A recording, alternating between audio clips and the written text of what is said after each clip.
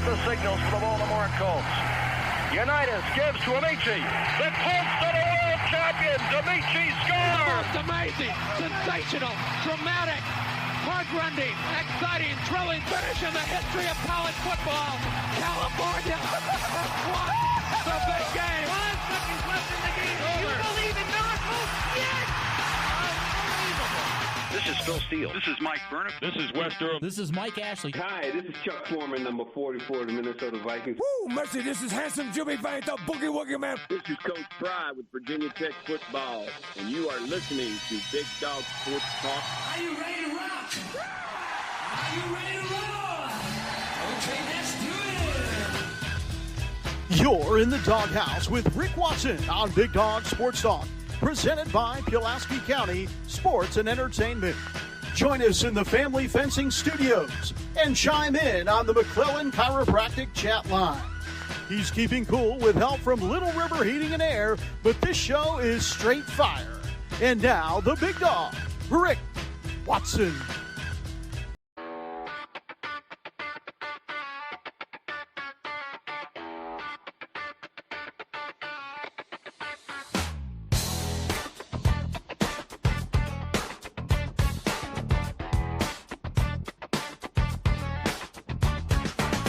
Rick Watson's got the mic, he's the big dog king. Cover sports so sharp, it's a new river thing. Virginia Tech fire, rapid pride too. Every stat, every play, he's bringing it to you. He's got that voice, deep as the valley, breaking it down, no dilly, no dally. Big dog sports talk, feel the bark.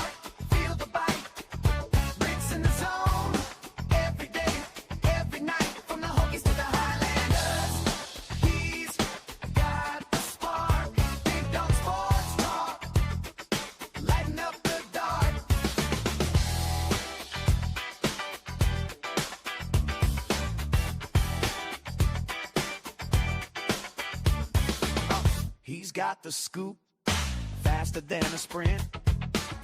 Calling plays like a coach, every word's a hint. From the courts to the fields, the stories unfold. Rick's play-by-play, worth its weight in gold. With a laugh and a growl, he'll pull you in. Big Dog's podcast, let the games begin. Big Dog Sports. Hey, good morning. It is finally Friday here on the program. Hope you're well, wherever you might be. We have made it to the end of the week, which is outstanding. Hit us up on our professional door text line, 3910788.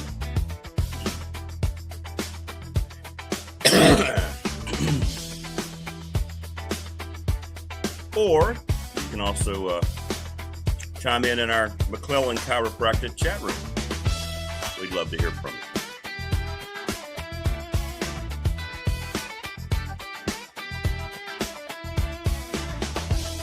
you. School's closed once again. What's that now, 2 weeks running? All right.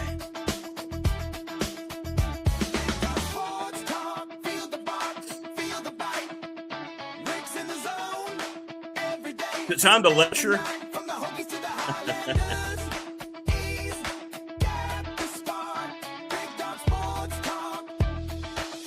Like, what is the fine line between overcorrection from the time we went to school and what's going on now? That's 2 straight weeks, right? Let me know, parents of people. Thank God I don't have any more children in public schools. So is that 3 straight weeks or 2 straight weeks?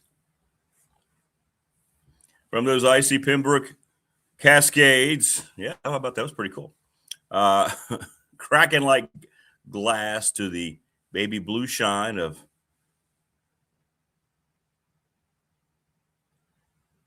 what is that? Matanzas Inlets? I'm sorry, I'm not seeing well this morning. Waters near Palm Coast. BDST is live and online. I didn't have my glasses on, Morse. My apologies. Couldn't quite read that. So the roads are fine. Temperatures are fine. No school.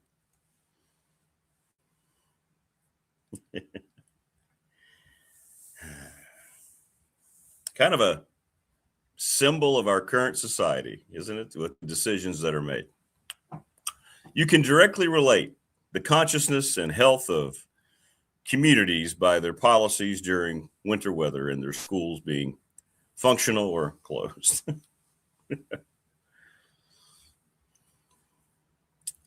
You're not unsympathetic. Kids have to wait out in the cold and for the bus. But seems like we've kind of overcorrected, doesn't it?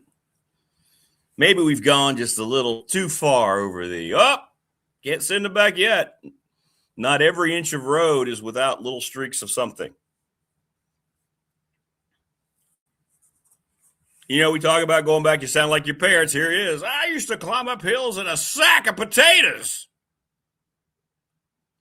No, it's not that bad. But I do remember being up at Pulaski County High School in the commons area outside between lunch, walking around while, some of the kids would have their outside smokes, watching it snow tremendously and us having an actual conversation where we were going, I don't know, man. There's only like 2 or 3 inches on the ground. I don't think they're going to let us go.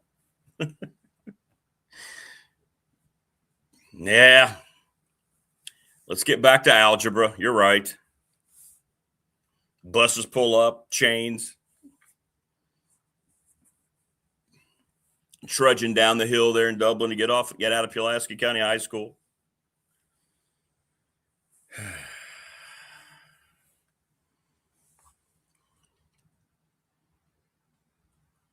Well, thanks, thanks, Morris. Matanzas Inlet. All right, so Morris, that's where I'm going to live. Okay, I'm going to live in Matanzas Inlet, just north of Palm Coast. That way we can be neighbors. Someone let me borrow $20 million so I can move down there. Studs in the tires. It's got to be frustrating for parents that are trying to work.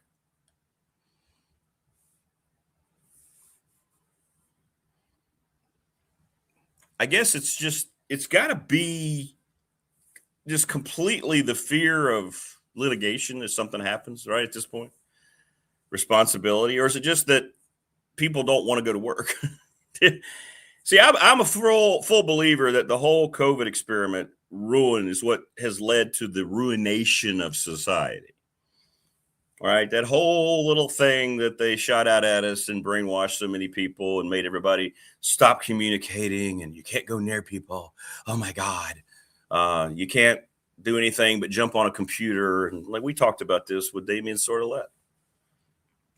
And I don't think people have recovered from that. I don't think generations of kids have recovered. I know it hurt my kids as they were finishing up, a couple of my older kids finishing up school. And it seems like people just got used to not having to physically get up and go to work.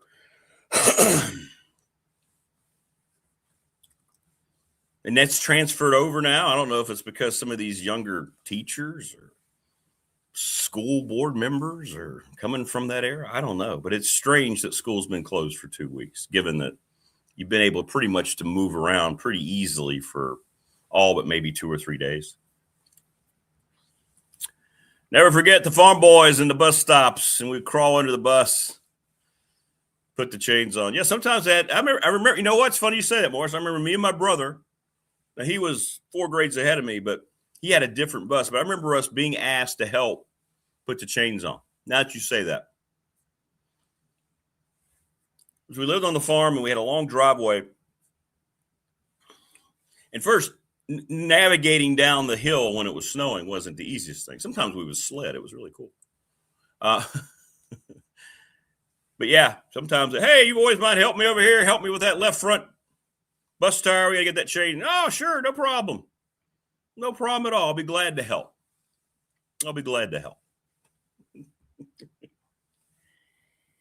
Well, it's 29 degrees. You better not send them today.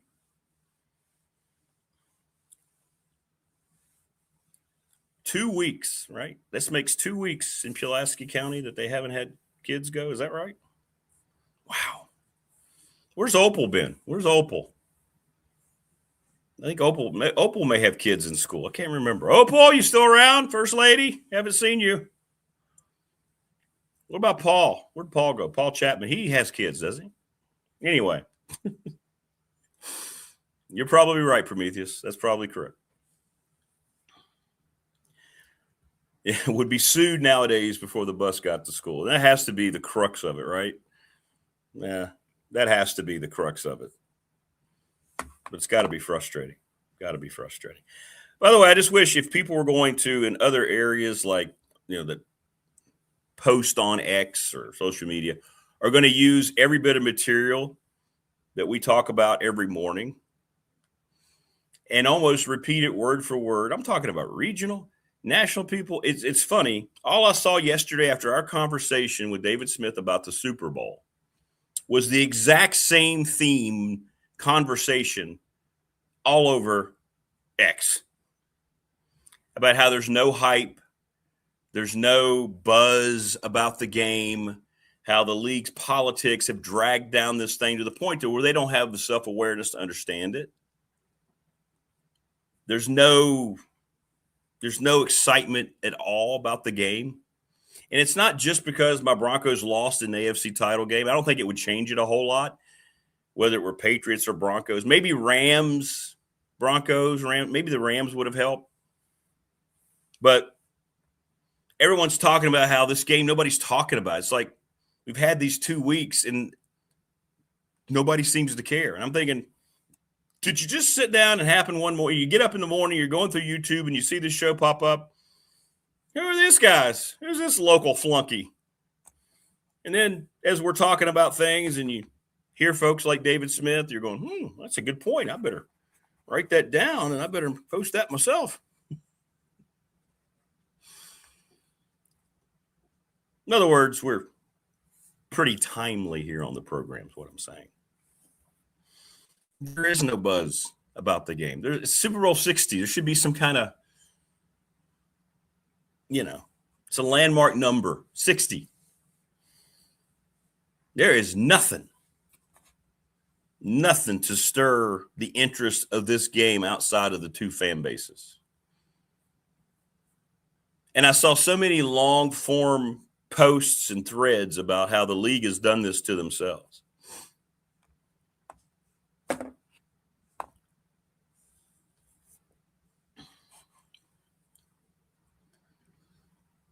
And they don't have the self-awareness because they're worried about, counting all the dollars after they get the ratings that they're going to get. And it will, because it'll be the thing that, it's become an event more than it's become a football game anymore. I write about it in The Patriot, the memories. And I think as I look back now, as I wrote those words, and I'm thinking, well, I realize it's not going to be that same ever again. Do I like Oasis? Yeah.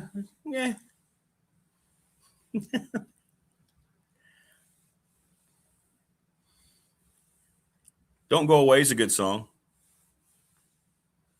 I wasn't overly enticed with Wonderwall. Champagne Supernova I like. I don't know, Prometheus. It's an NBC game, so I'm guessing Peacock probably. No, Steven, you're right. The halftime thing, the whole Green Day pregame, none of that helps. Like I said, the league is not shy about telling you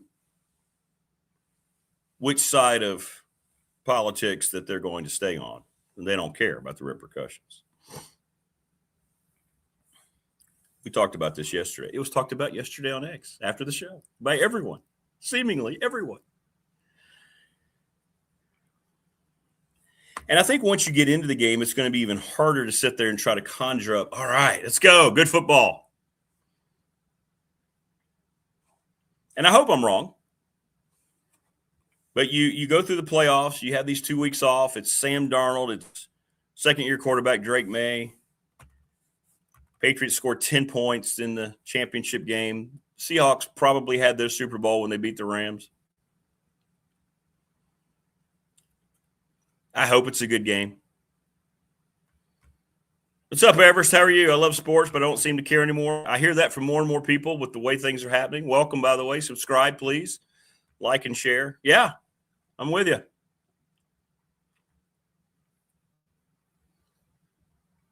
I'm with you.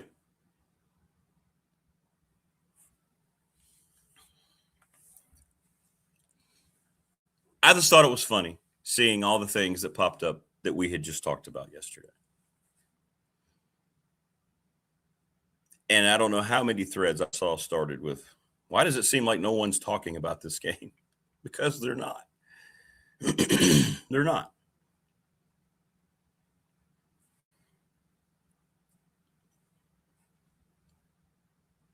And then yesterday, the news broke that John Gruden they believe they may finally get Roger Goodell and the NFL on the stand about his whole dismissal from the league. And boy, oh boy, I hope that happens. I am so team Gruden on this. The NFL, when they want things to kind of make it look like they're in the right, notice how only one side of the Gruden story was released. Well, he's got enough ammunition, clearly, with other emails and other evidence that he's pushing this thing, he and his lawyers. He's got a big lawyer team. And it's time that the NFL suffered a massive defeat. And I hope that it's granted that there has to be discovery in the John Gruden controversial dismissal from the league. He's doing quite well, by the way, with Barstool Gruden and everything else. He's become a social media star. He's a guy's going around talking to colleges and hanging out at NFL camps. In other words, everybody's accepted him back except for the league and all the things that they tried to do to make him a scapegoat. And boy, oh boy, I hope that it turns out that the NFL has to actually explain themselves in some capacity. They run on pretty much free will, right? They contradict themselves all the time. They make horrible decisions. And everybody is just, everybody's sitting around in their ivory towers counting their money. And they're basically like the emperors on the throne that they dare for the peasants to rise up against them. That's the way it comes across with the NFL. And I hope that they get taken to task. Oh, my goodness gracious. Please tell me you get taken to task here and have to explain and answer, and maybe even a little bit of embarrassment. Some humility would be a really good thing for Roger Goodell, of all people, who is just a complete and utter. There's not really, I think, anybody more unlikable right now in professional sports than Roger Goodell. That's saying something. Terrible. And the guy makes $60 million a year, which is why he doesn't care about anybody. $60 million a year for Roger Goodell. $60 million a year. 60. All right. The bots are hot and heavy this morning. Good. Good to see you. See you. Bye. It's all right. You get a lot of bots. That means you're getting around the world. That's good. Ready, Set, Fun. ReadySetFun.com. Bob Christ. CRIST11 at Gmail. And if you want to raise money for your team or your organization, reach out to Bob, call, ask the questions, or just hit Ready, Set, Fun. Have some fun with that. Professional Door Incorporated, thanks to Travis Williams up in Dublin. Commercial and residential garage doors, 38 years in business, sponsor of our text line. I get about 40 to 50 texts throughout the day. It's great. National Bank, member FDIC. Exclusive banking partner of the program, my exclusive banking partner for 35 years. You're awesome. Yes, he is. Roger Goodell's an ass clown. He is. He's a very rich one, but still, just because you're rich and your status or what you think you are doesn't change who you are as a person. It doesn't change what people know who you are, your core, your inner core. Ryan Pry, the attorney. Our BDST fan question of the week. It was close. We only had a few more votes, but the Seahawks by vote won 39-34. That was your choice on our Ryan Pry attorney fan question of the week. Close. Charles Lee. Little River Heating and Air. Louise is now using Charles. 2 customers this week, or 2 viewers this week said they were called. Call 540-553-2971, right? Daniel says, I'm uncomfortable with gaming sites sponsoring the NFL. Football's fixed. Absolutely. We've talked about it a lot, Daniel. Welcome. Absolutely. 100%. Pulaski County Sports and Entertainment, the presenting sponsor of this program. Tim Miller will be on next week to talk about even more things here to help us warm our Cossacks a little bit. McClellan Chiropractic, Mark Hunley. Talked to Mark yesterday, 155 Walters Drive. After basketball season, we're planning our filming of me going through all of his equipment. We'll have a separate video up on the channel. I might do a reveal today, by the way, of something. We'll see how it goes. Family Fencing, sponsor of our studio here, Jason Green and Company, 540-200-8294. Had a listener yesterday say they're going to reach out to Jason here in about a month. Yes, do it. Free quotes. They'll come by and survey everything that's going on. Lawson's Mobile Home Supply, thanks to James Lawson, 540-381-8011. And the NRB Super Bowl is going to have Super Bowl Sunday for you. Call Terry. Tell him you heard us talking about it. Amanda or Terry. Reserve your lane, 382-5525. Hang out with your buds. You're going to have the game on. You can bowl, eat pizza, have beverages. Have a great, great time. Mike Ashley is back today. Mike joins us at 7. I might leave Mike on the whole hour. He might even have 2 open mics prepared. As a matter of fact, I think it's Mike's first appearance of 2026 because, remember, he was in Puerto Rico 2 weeks working on that tan. And then I was sick, couldn't do a Friday show. And then last week I was traveling. So we're going to have Mike on, and we've missed Mike. And then Jen the Gamecock Girl joins us today. So it's us and then Mike and Jen. And I know we've all missed Mike. But I think Goodell's a prime example of somebody who's been given power. Like the owners hire the commissioners. The owners are only worried about their bottom line, which is why they're signing off on all these international games and why they want eventually an 18th game. And they will get an 18th game. I don't care. Doesn't matter what the players say. And he's making $60 million a year. So he's got nothing to worry about in his life, really. But it doesn't change what people know about him. It doesn't change the kind of person, somebody who's known you, especially those around him, a long time. And it might be that same situation with your boss. You know the person. Doesn't matter what their status is. Doesn't matter what kind of money they have over you or how they go about what they might think of you. You know them. You know. And it doesn't change it. And I think guys like Goodell, I think they struggle. I think they struggle. I really do. Because I think deep down he wants to be liked by everybody. You know, you see him on stage during the first round of the draft. And he does all these aggressive hand slaps and bro hugs. Well, I want to be one of the guys. Yeah, I'm one of the guys. No, you're not.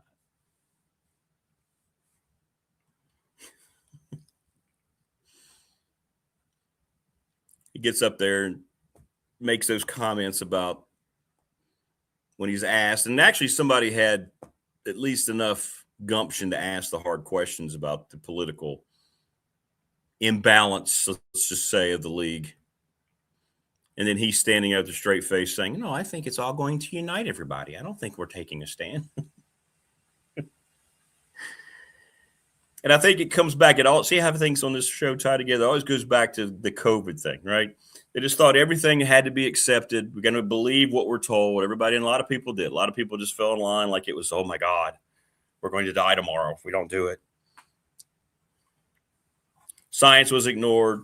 Drugs were ignored in terms that could help because, hey, it became that's the fiasco of politics. Let's just say it the way it is. I know it. You know it. So let's just not sit around and try not to act like it happened because of that. So I think these people go back to that mindset thinking, well, we can just say what we want. And I think this has led to where we are with access media, not caring about the truth, going out and just saying whatever the hell they want about anything they want to cover. Right?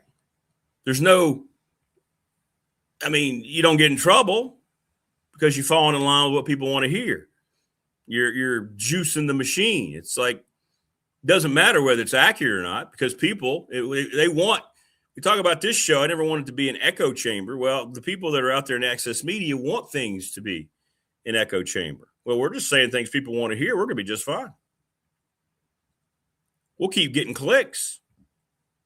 Doesn't matter whether it's accurate. There's no fact checking anymore. There's no going back to say, was this accurate historically? Is this accurate from a sports perspective? Is this accurate from a statistical standpoint? No. Doesn't matter. Yeah. It's just, are you feeding the machine? And it goes back to the COVID days and trying to come out of that. And a lot of people have not. And I think it's very troubling. Very troubling. But we've seen that with media and how things are covered in particular. It's awful. It's awful. News organizations and reporters, they wanted to make sure they got things right. They'd go back and they check things. I remember Marva.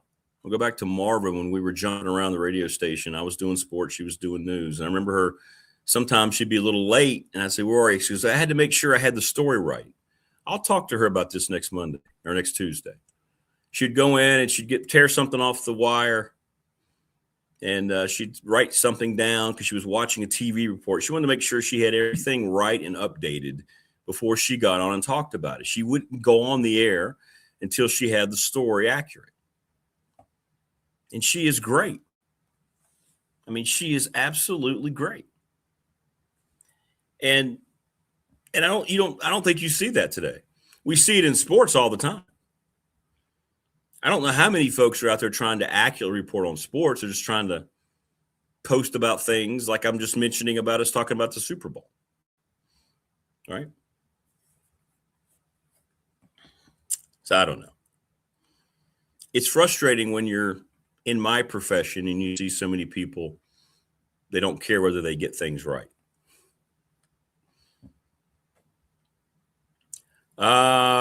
Right now, they would be the number 3 seed, Prometheus, the Highlanders. It's doubtful after the result on Wednesday. As a matter of fact, it won't be mathematically possible if we lose tomorrow night to be one of the top 2 seeds. But they could settle in at 3rd, maybe 4th, right? Maybe 3rd or 4th. But I'm thinking they're going to finish 3rd. I think they've got enough in them to finish 3rd, and that's not a bad place to be. But we'll see. You get a win Saturday. You get a win tomorrow night at High Point.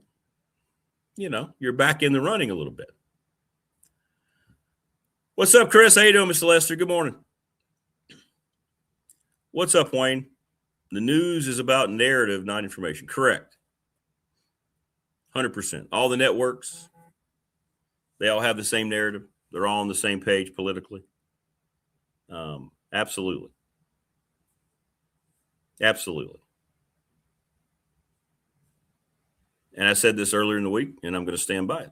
Politics is what's destroying this country, what has brought us to where we are. 100%. 100%. So, yeah.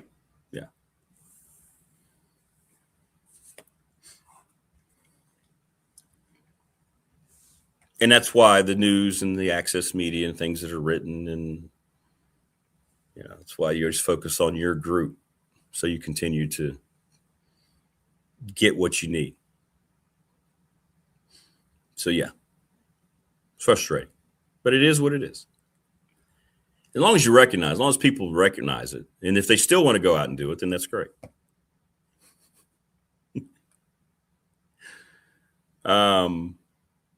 So, yeah, probably third. I still feel good about Radford at the lowest being third. I mean, we lost to the first place team 2 games by a total of 3 points. But tomorrow night will tell us a lot. If you lose tomorrow, you can't do any better than third. Because then you would have lost to the 2 teams ahead of you twice. So that each would have tiebreakers on you, and you're not going to leapfrog either one, because then you'd have to finish a game ahead of them. Follow what I'm saying? You're a game further behind.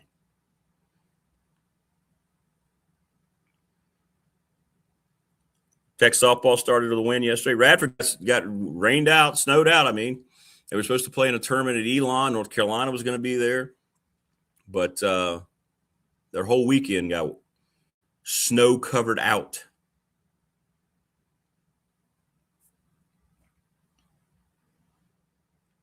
What, the tournament? No, we're at High Point tomorrow night. We're on the road tomorrow. We already hosted High Point. So now you can tune me in at 7 if you want to listen. No, we're on the road tomorrow. We're back at home next Saturday, though. It's our off week. Thank goodness. Thank goodness. Need an off week. Next Saturday, a week from tomorrow, it's Valentine's Day against Charleston Southern. And then home the next Wednesday against Gardner Webb. And then back on the road at Asheville. Yes. Yeah, softball is all about pitching. If you have 1 ace, you're in a good spot. If you have 2 that you can rely on, then you're going to be in the championship hunt. But it's all about having a dominant number 1 starter. Radford has that. I think Tech is feeling pretty good about theirs. But that's what it's all about in softball. And if you can have 2 that you can kind of, I mean, you need a good 3 starters, right? But the 3rd starter can kind of be a rover, pick up at the back end of a doubleheader. You don't really necessarily have to rely on them to be a shutdown, but the good teams will have 2, especially 1 ace. Yeah, because the name of the game in softball is still having that dominant pitcher. And I'm telling you, if you haven't heard about it, you probably don't know. We have a brand new field at Radford. It's now a turf field, new scoreboard, video board, amenities around the ballpark. I'm telling you, if you want to come watch former NFL San Francisco 49ers Super Bowl champion twice, Kevin Fagan, our head coach, we're the preseason favorite in the Big South. You need to come out to Radford Softball Stadium and hang out. I'll be out there calling the games on ESPN Plus and check out the beautiful setting that is going to be our brand new softball field. You need to come check it out. Awesome. Our baseball field is right across from it. You need to come hang out at our complexes. They're very, very nice. They're very, very nice. Very, very nice. Yeah, I don't think there's any rules like that in college. I don't think there's any there's no non-shift rules in college baseball or softball. You don't see it a whole lot in softball. Sometimes you do. It's not nearly as exaggerated as that crap that was going on in Major League Baseball. The exaggerated shifting but sometimes, if you have a left-handed hitter up, depending on how you're going to pitch them, I mean, you're going to leave your third baseman off the line, challenge them to try to go the other way, or you might challenge them to try to pull the ball. All depends on how you decide to pitch them and who's on the mound or the circle.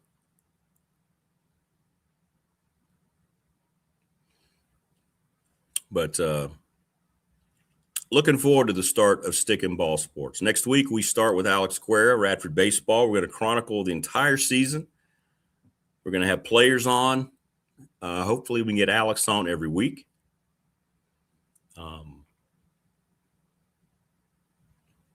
And I think that would be cool. I think it's going to be a good year for the baseball team. And you need to come out and hang out. It's a beautiful setting. If you haven't been to Radford's baseball field, Williams Field, it is nestled in. You've got the river in behind it, the tree line when it turns green. And, you get there for a game that starts at 4, 6, and the sun, especially at 6 or 7 when the sun's starting to set and it's warm. There's a little breeze. Sun setting out behind the Dedman Center. You can have a lot worse evenings in the New River Valley than coming out and watching a Radford Stick and Ball contest. Let's just say that.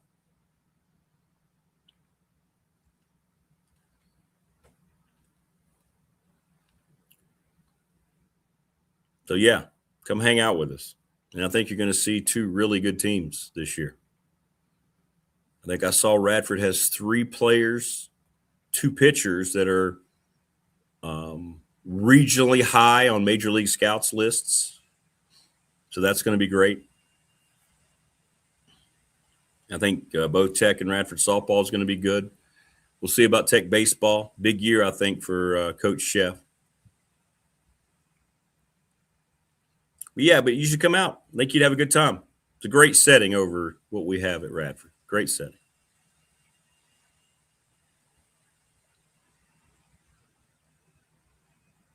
Yeah, exactly, Wayne. Yeah, the shift, it's not been restricted in college. Best rule they've brought about in college baseball is the pitch clock is now a thing. And that makes me extremely happy. I mean, we were playing 4-hour baseball games a couple years ago. I mean, all the time. 4-hour baseball games.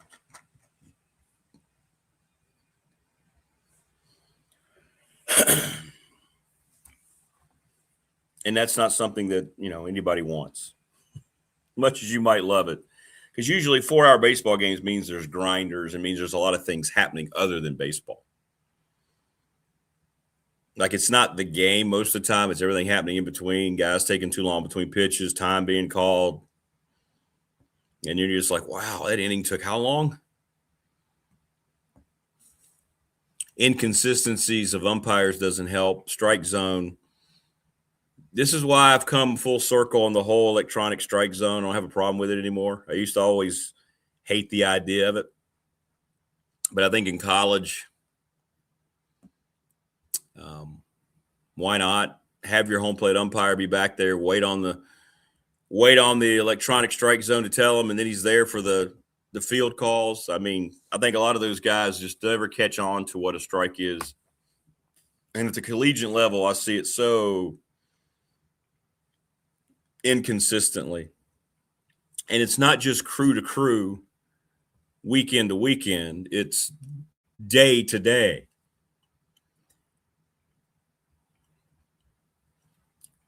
You might have the same crew, and then on Friday, the strike zone's a certain way. Then they rotate umpires. Well, the guy who was at first base is now the home plate umpire on Saturday. His strike zone's totally different. You're like, jeez. And then the next guy comes in, and it's tough. Yeah, and midweek baseball is the worst. I'm just going to say it. College midweek baseball is the worst because most of the time you're going to have – it's going to be Johnny Allstaff, what Prometheus just said. Not 5 pitchers per inning, but it's going to be like a new pitcher per inning. It's a way to get your bullpen and guys who aren't worked very much a lot of activity, and it doesn't lead to a lot of great baseball. Sometimes you'll have your back end starter maybe pitch 3 innings of Johnny Allstaff. Or if you're one of those rare teams in college baseball and you have depth of arms, you might pitch a guy 4 innings. Very seldom does a guy during a midweek go more than 4 or 5 innings. Very seldom. a lot of times the coach will tell you ahead of time, we're going to go pitcher and inning. We're going to go pitcher and inning.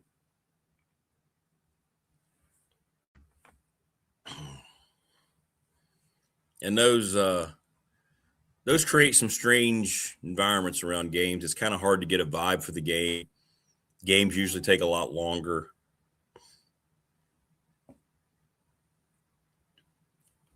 But the weekend stuff is good, especially in conference play. Tech, when they have the ACC home weekends, Big South's a good baseball league. That's when it really starts to – that makes you feel great. That makes you feel great.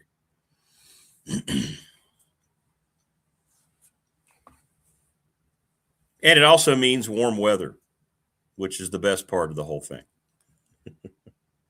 We know that warm weather is upon us when we're sitting over at the ballpark. It's good stuff. Good stuff. Mike Ashley and Jen here today on a Friday. And like I said, I don't think we've seen Mike yet in 2026. Talked to Mike at length yesterday about a myriad of topics. He's a very good sounding board, Mike Ashley. Very wise human being. But tell me, are y'all excited at all about the Super Bowl? Where's your mindset right now with the game? I don't even think about it other than I know I need to talk about it on the show. Uniforms are going to be horrible looking. That doesn't help. Patriots are wearing all blue. Seahawks are wearing all white. At least they're not wearing the fluorescent horribleness. Wayne says he's excited about the food. I hadn't even thought about that. He says, what food is everyone having?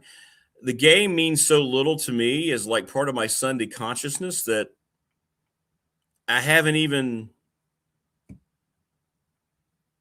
like there's no planning for food. I might just eat a sandwich and watch. I'm thinking I'm going to watch a movie trilogy. For me, this says he's not watching. I mean, if you don't, what are you going to miss? I mean, I'll get updates on my phone.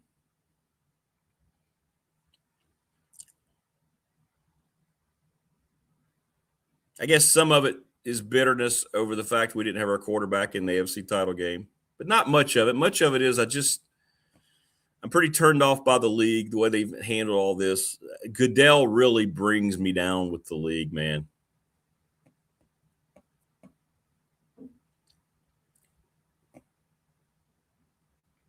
It doesn't matter whether, I watch or not. They're going to have record ratings. They always do. That's what the whole international push of this whole thing is. But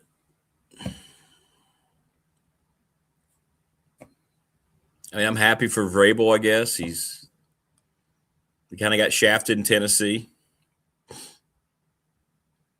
Is that what it is? Is it Seahawks all blue? See, I didn't even know which I knew they were all blue and all white monos. So the Seahawks are going all blue and the Patriots are going all white. There you go. Either way, it still sucks. What the league should do is let the Seahawks wear their throwback wonderful 70s unis, the late 70s with the silver and the royal blue, and let the Patriots go out there with Pat Patriot, the white helmet, and the red jerseys, the old Steve Grogan years, the unis they wore in the January of '86 Super Bowl where they got shellacked by the Bears, and let both teams just wear those dark uniforms in that Super Bowl. Then that would help the aesthetic a lot. But, of course, the league won't allow that. But yet they get to go out there wearing all monochrome.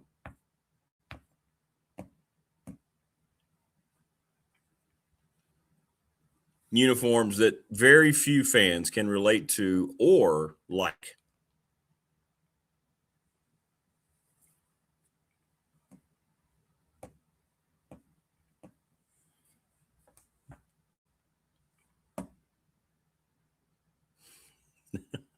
You guys are bumming me out, Wayne says. I don't know whether it's going to be a good game or not. I don't know.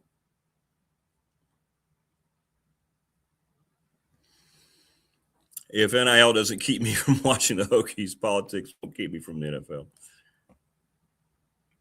It won't if you agree with their politics. Yeah, you're right. If you're on their side, then yeah, you're gonna fall in line.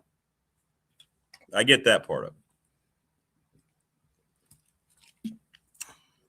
And I wouldn't even care so much if they didn't make that such a viable part of what they're doing. You know, and I understand things have to be political to a certain degree. I get that.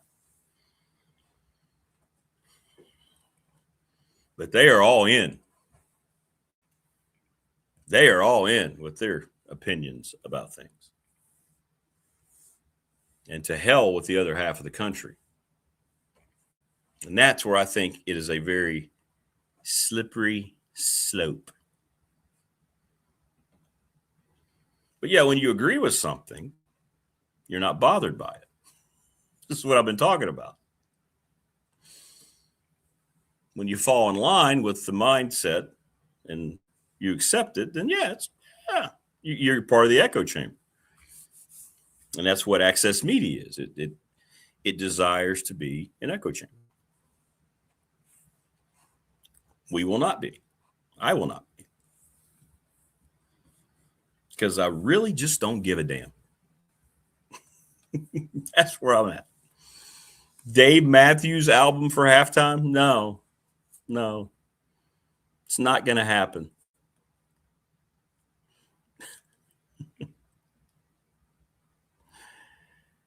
On Instagram, I saw clips of the creators of Parks and Rec must equally despise Dave Matthews as much as I do, because they put together 3 or 4 minutes of clips of them referencing how horrible they are.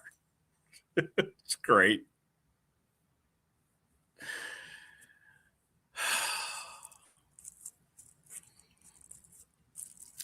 God, it's so bad.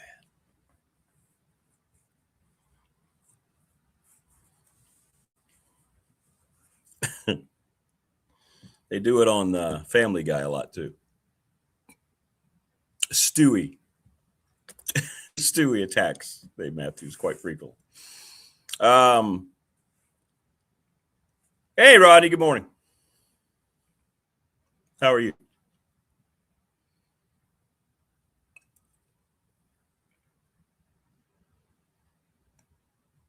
Yeah, no Dave Matthews for this guy. Ever.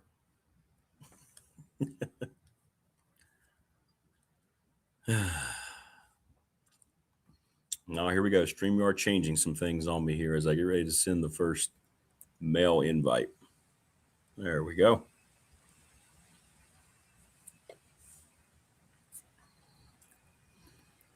So we had a Wednesday during our game.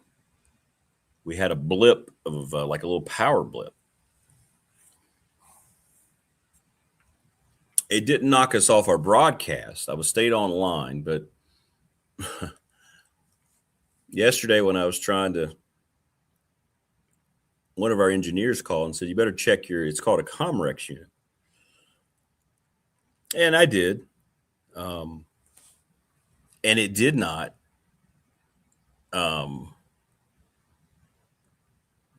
It did not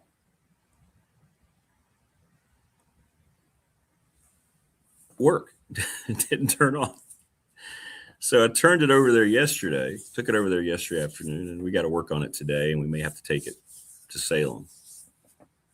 So I'm a little concerned because we use that, and I need it for tomorrow. So I've got to meet people, and we're going to be try something else this morning, and then we're going to have to probably hit the road. So,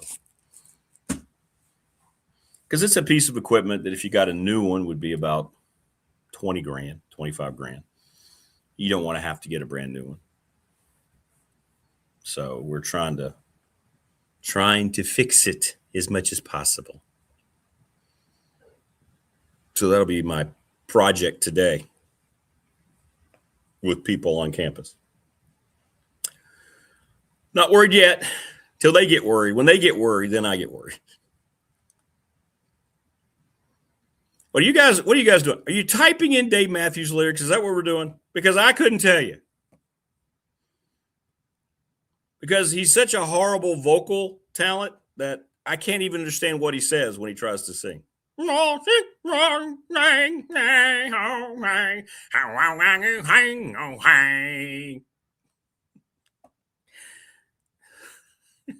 Actual footage from any Dave Matthews song.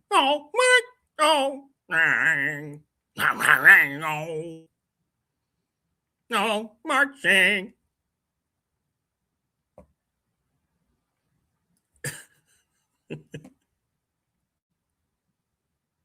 People putting that in there on their stereo going, yeah, that's what I needed today. Hell yeah. Oh, there you go. Ants marching. Yeah.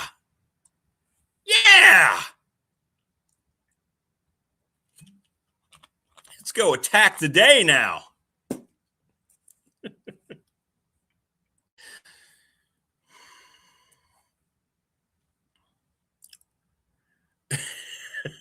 Brian says, spot on. I'm calling you Dave from now on.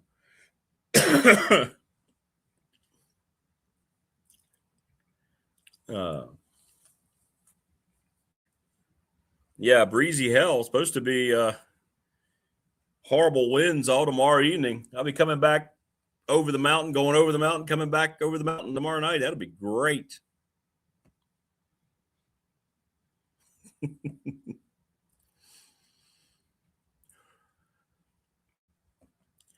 Rodney says the halftime Super Bowl should be Selma walking from one end zone to the other. What do you think? I don't know, Rodney. You mean something like this? You think that should be the halftime show?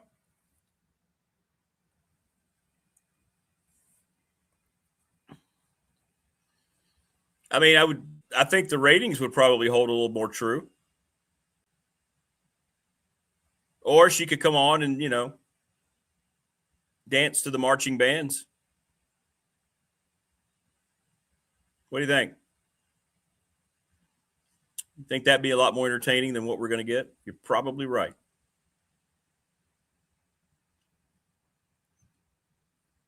No, I don't get a van. I get a truck this time. Neil wouldn't give me a van. I get a truck. An old, dirty truck. I'm pretty sure Neil's trying to have me killed. Yeah, pretty sure.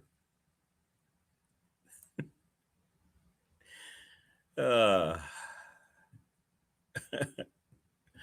could definitely watch that for 30 minutes straight. Yeah. I mean, absolutely you could. Right, Selma? Right?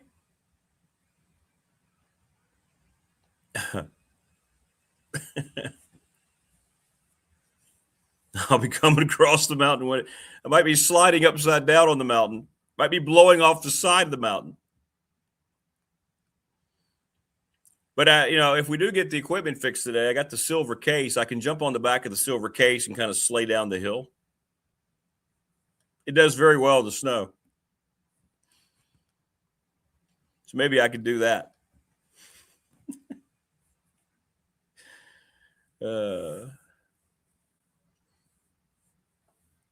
Tech Men tomorrow have I think the first of 2 potential knockout games, right? Talked about that this week. Yeah, I don't know, Wayne. I still can't shake this stuff, man. I mean, it's not the same, but I'm still like hacking from time to time. I really think I'm starting to get to the point where I'm about to pass on. I think it's noon tomorrow. God, I wish our game was at noon tomorrow. No, I got to wait till 7 because, High Point.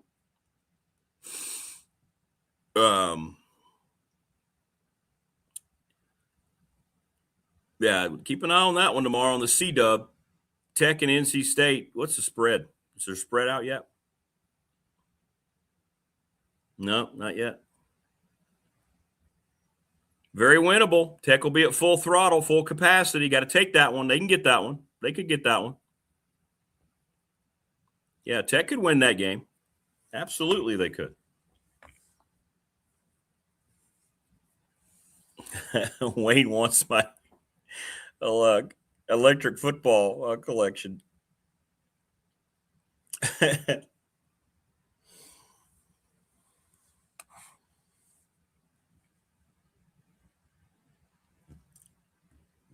I think Creed will just choose his own path. He'll probably just be, all right, Dad's gone, but all right, there's somebody here that I can go out and hunt.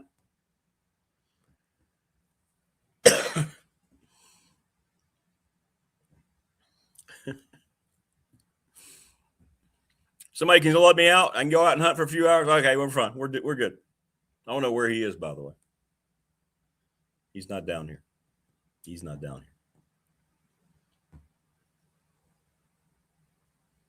So, yeah, big one tomorrow for Tech. Oh, Ryan Pry, you could not be more incorrect. You just never took the time to learn. We're going to have Mike Ashley on, Mr. Pry, and you're going to find out. We're going to start out with this now. We have to. Tudor electric football was not a poor gift. And I know people are going to say that you just turned it on and guys jumped around and they buzzed around. No. You didn't go out and buy the playbook. You didn't set up the formations. You had to alter the speed. You don't turn it up to – you don't turn it up to 11. You don't go to 11 and have them buzz around and knock around. There is nothing wrong with electric football. It was the greatest toy ever. I had all the teams home and away. I still have a lot of them, most of them, all of them. Don't know where they are, but I have them, and I have 3 of my old fields. Greatest toy ever.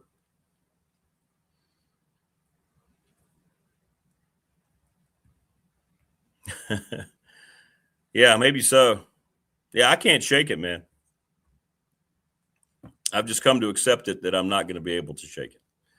And I know somebody we can never shake is this guy. Oh, my goodness. It's the first. Mike, is this not correct? Is this the first time we've had you since 2020 in 2026? Well, had me is a strong term, Rick, but yes. I've been on hiatus. Yeah, you have been on hiatus, an extended hiatus. Welcome back. It's great to be back, and we will talk about that more. I missed you guys. I missed my chance to pontificate on all things sports and get feedback from everybody. It's always a lot of fun, and I feel like I'm sort of out of touch here, but you guys can bring me up to speed quickly.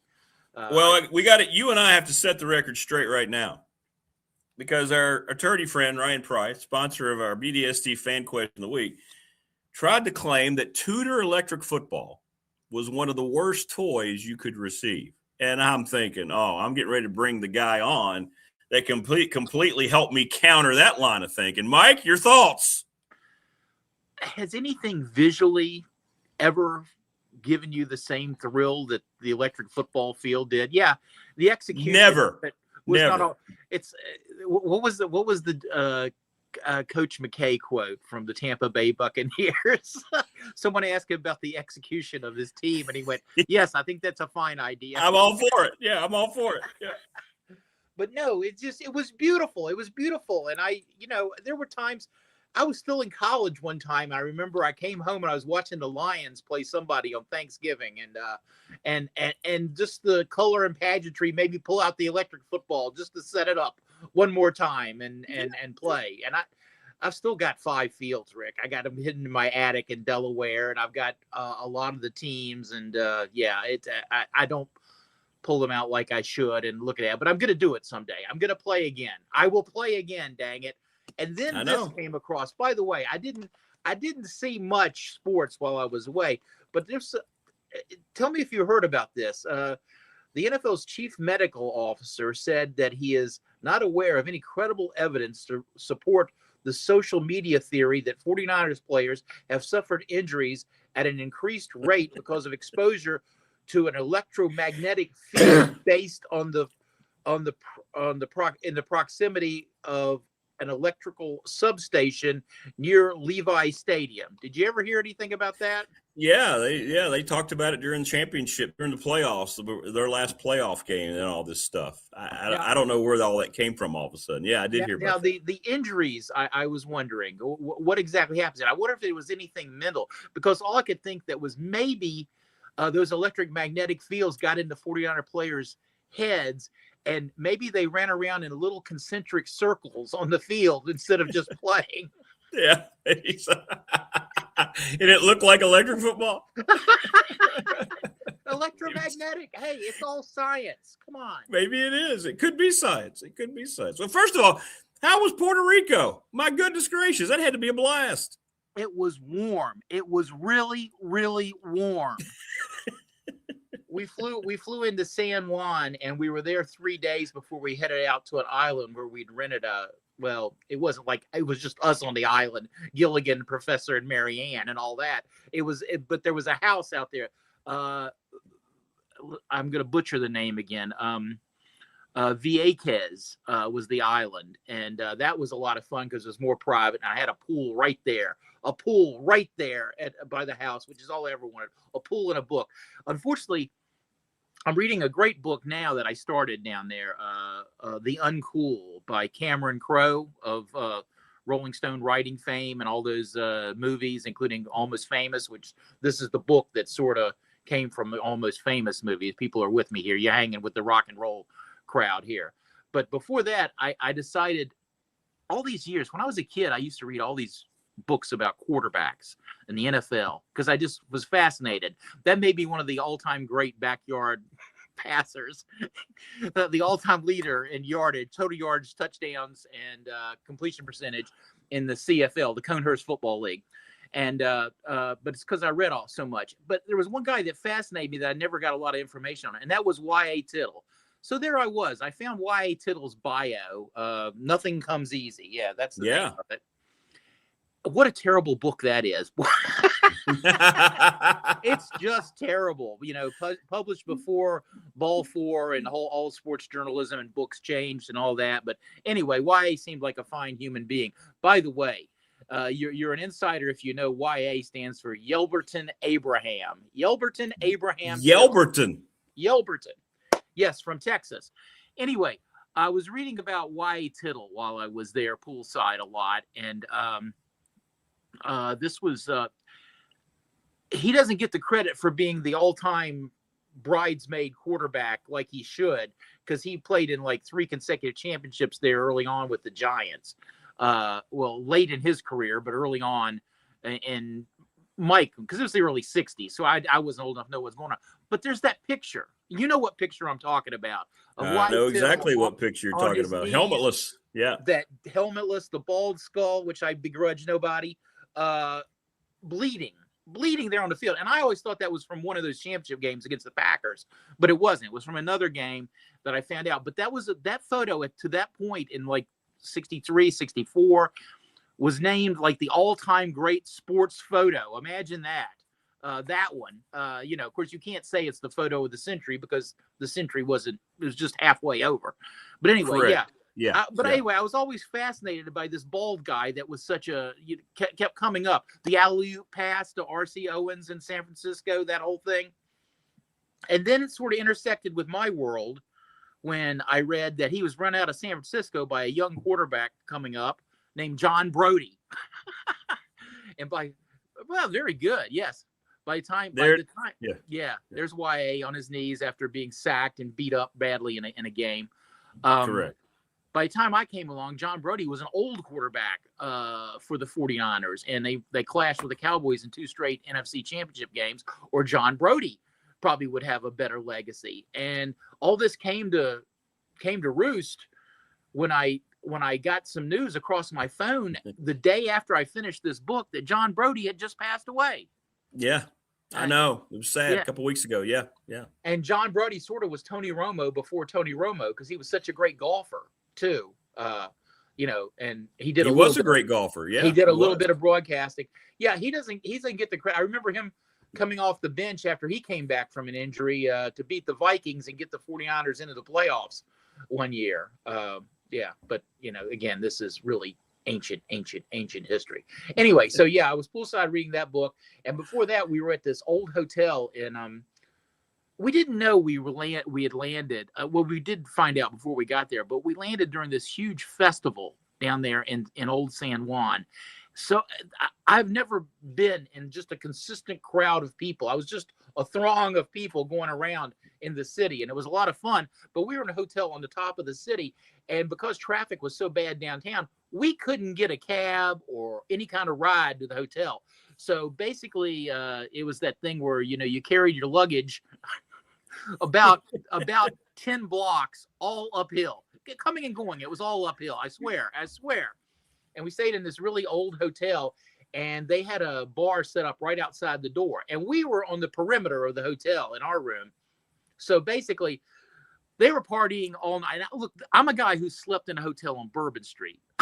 And I'm telling you, I've never experienced anything like this. These people were up all night, singing, dancing, setting off fireworks, which it sounded like they were throwing against our door. So I didn't get much sleep there, but I made up for it on the back end. Toured the Bacardi facility, and I had a black. I was young again. I forgot about rum. I didn't drink much rum anymore, and the Bacardi tour changed that. We got to mix. Did you rediscover rum? Is what you're telling me? I did. It was very good, and I didn't have the rum dum effect that I used to get all the time. Where I was always up at 4 a.m. going, "What did I do?"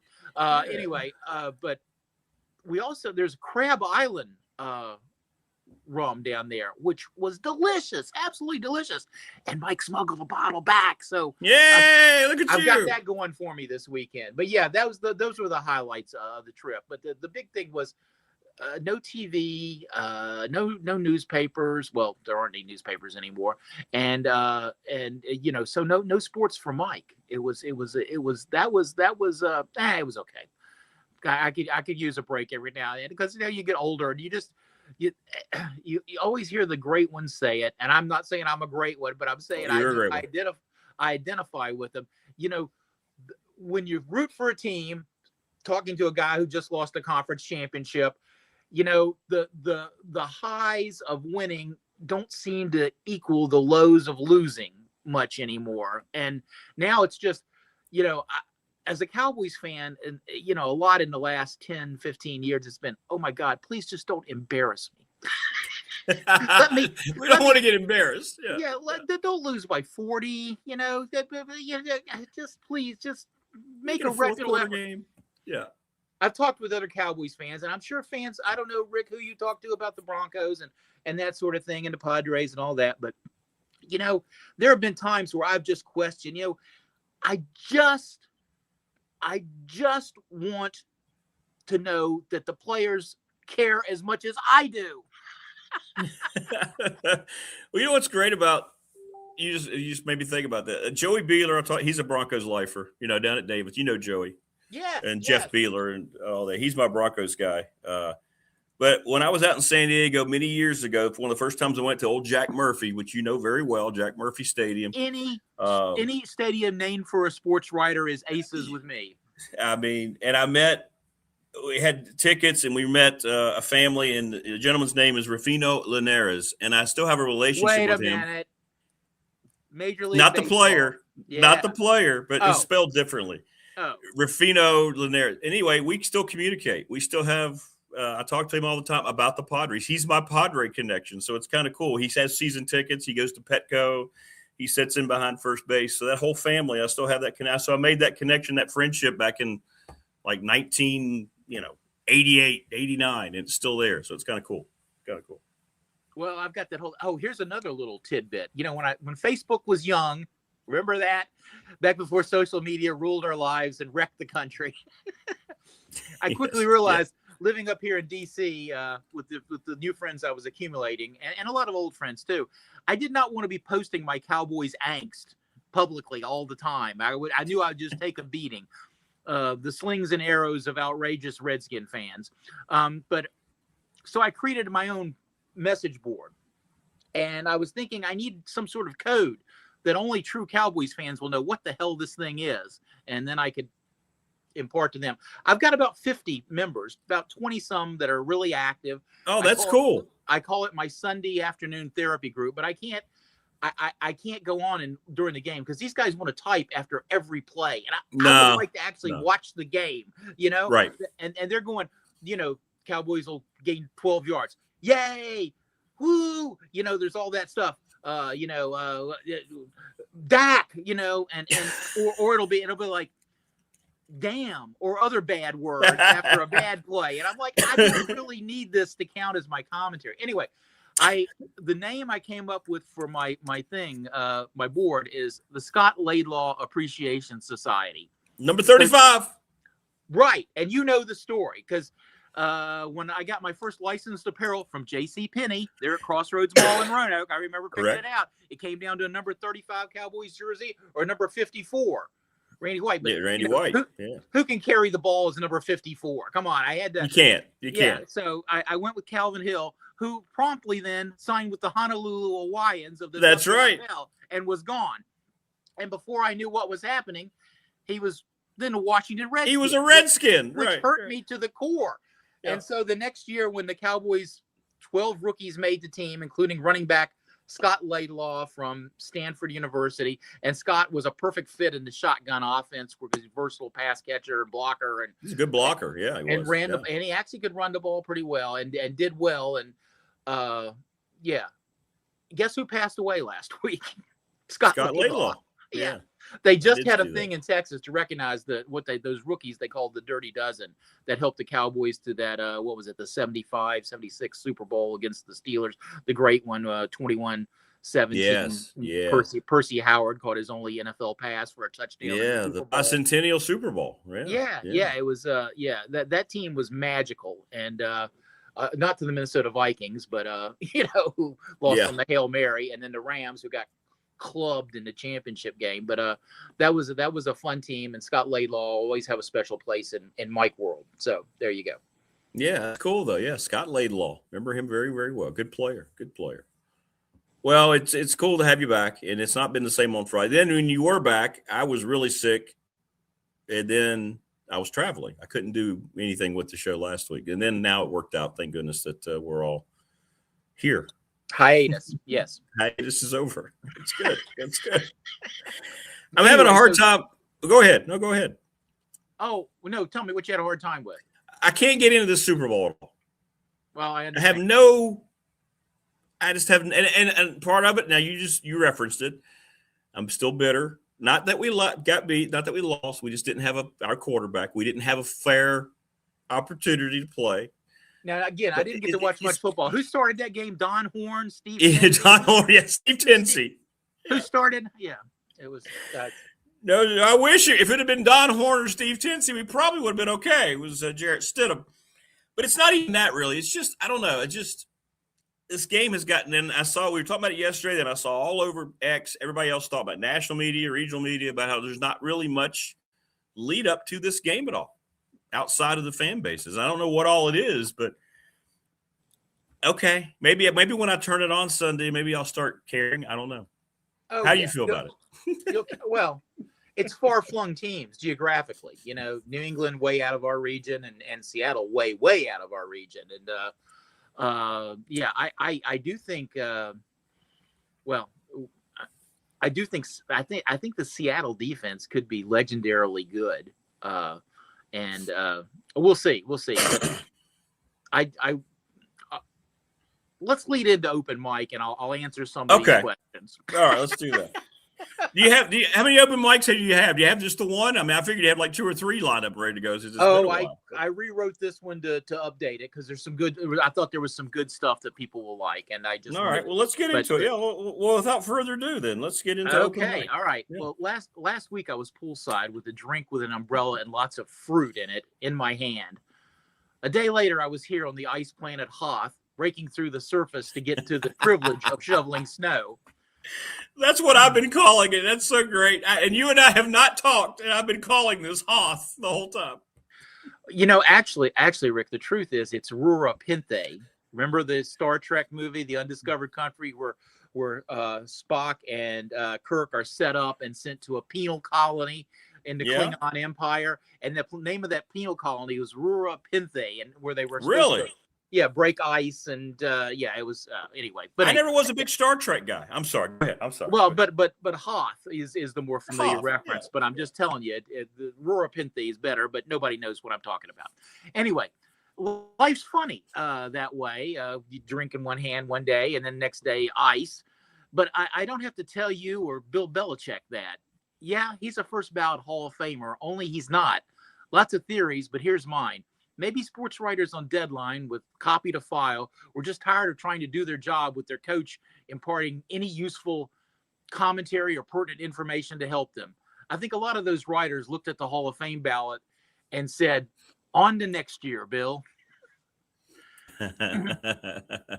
Coming off a vacation in Puerto Rico that went to overtime thanks to Mother Nature, I spent way too much time away from our beloved sports world. Went a week or so with no TV, which meant no Sports Center, no divisional playoffs, no ACC hoops, no Big South, and almost no conference championship games. Found a El Sports Borrow to remedy that for the championships. Me and all of New England, it seemed, there in San Juan, and I learned this term for the short-suffering fans from greater Massachusetts. I now donate to you, massholes. The point is, I was in withdrawal. I needed some sports stats, and all that goes with it, right down to the chicken wings and TV timeouts.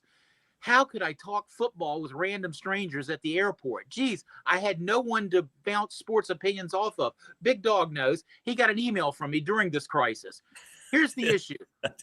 I was in a travel party of 7, and I was the only one that gave a Seahawks patootie about sports ball, some have said derisively. But I love the shorthand of sports, the jargon, right down to the cliches. I can converse with anyone, anywhere, who has any kind of licensed apparel. It's a time-honored code. How about those banana slugs to someone in a Cal Santa Cruz t-shirt? Roll Tide works everywhere but Toomer's Corner. Let's go Hokies. Wahoo wah. We are the Highlanders. We're not the New York Islanders. Those are the first words of our fight song I wrote back when I was a student, but the song's too fast, so you really can't have words. So what I want to say is I missed you guys. And sports. I love my daughter and son-in-law and his family, but the in-laws are all engineers with intensive math backgrounds, much smarter than I. They look at me like some sort of case study when we're on vacation together for the way my mind works. I audible in conversation all the time. Omaha, Omaha. But then the array of number 21 jerseys all over Puerto Rico came up, and I knew that one. It's Roberto Clemente. Still an iconic figure there, as he should be.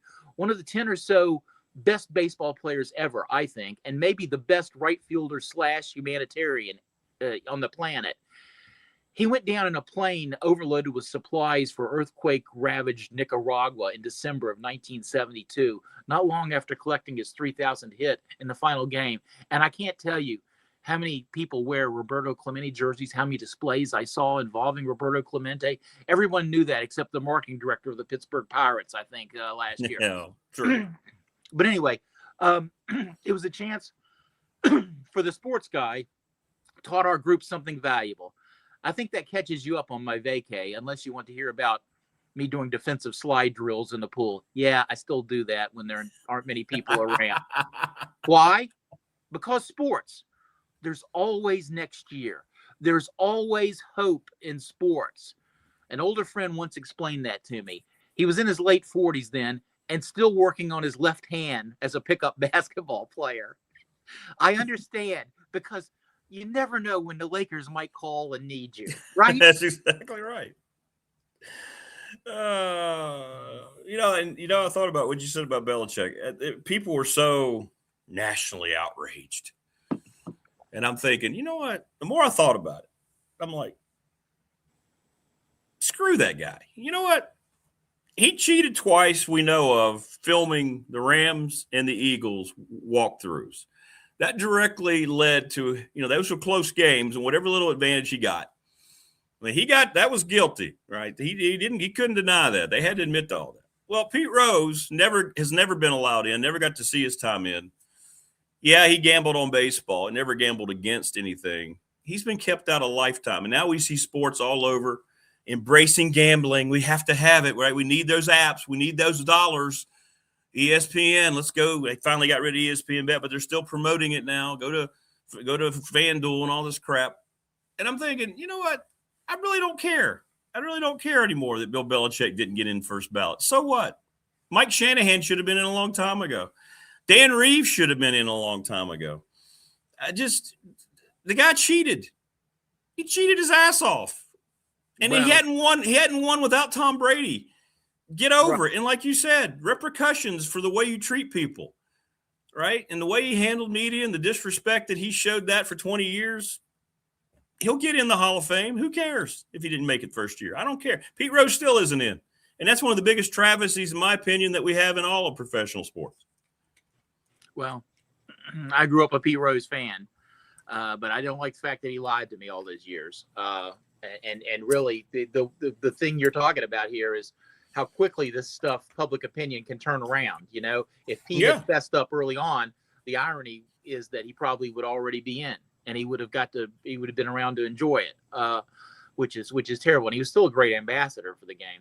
He was.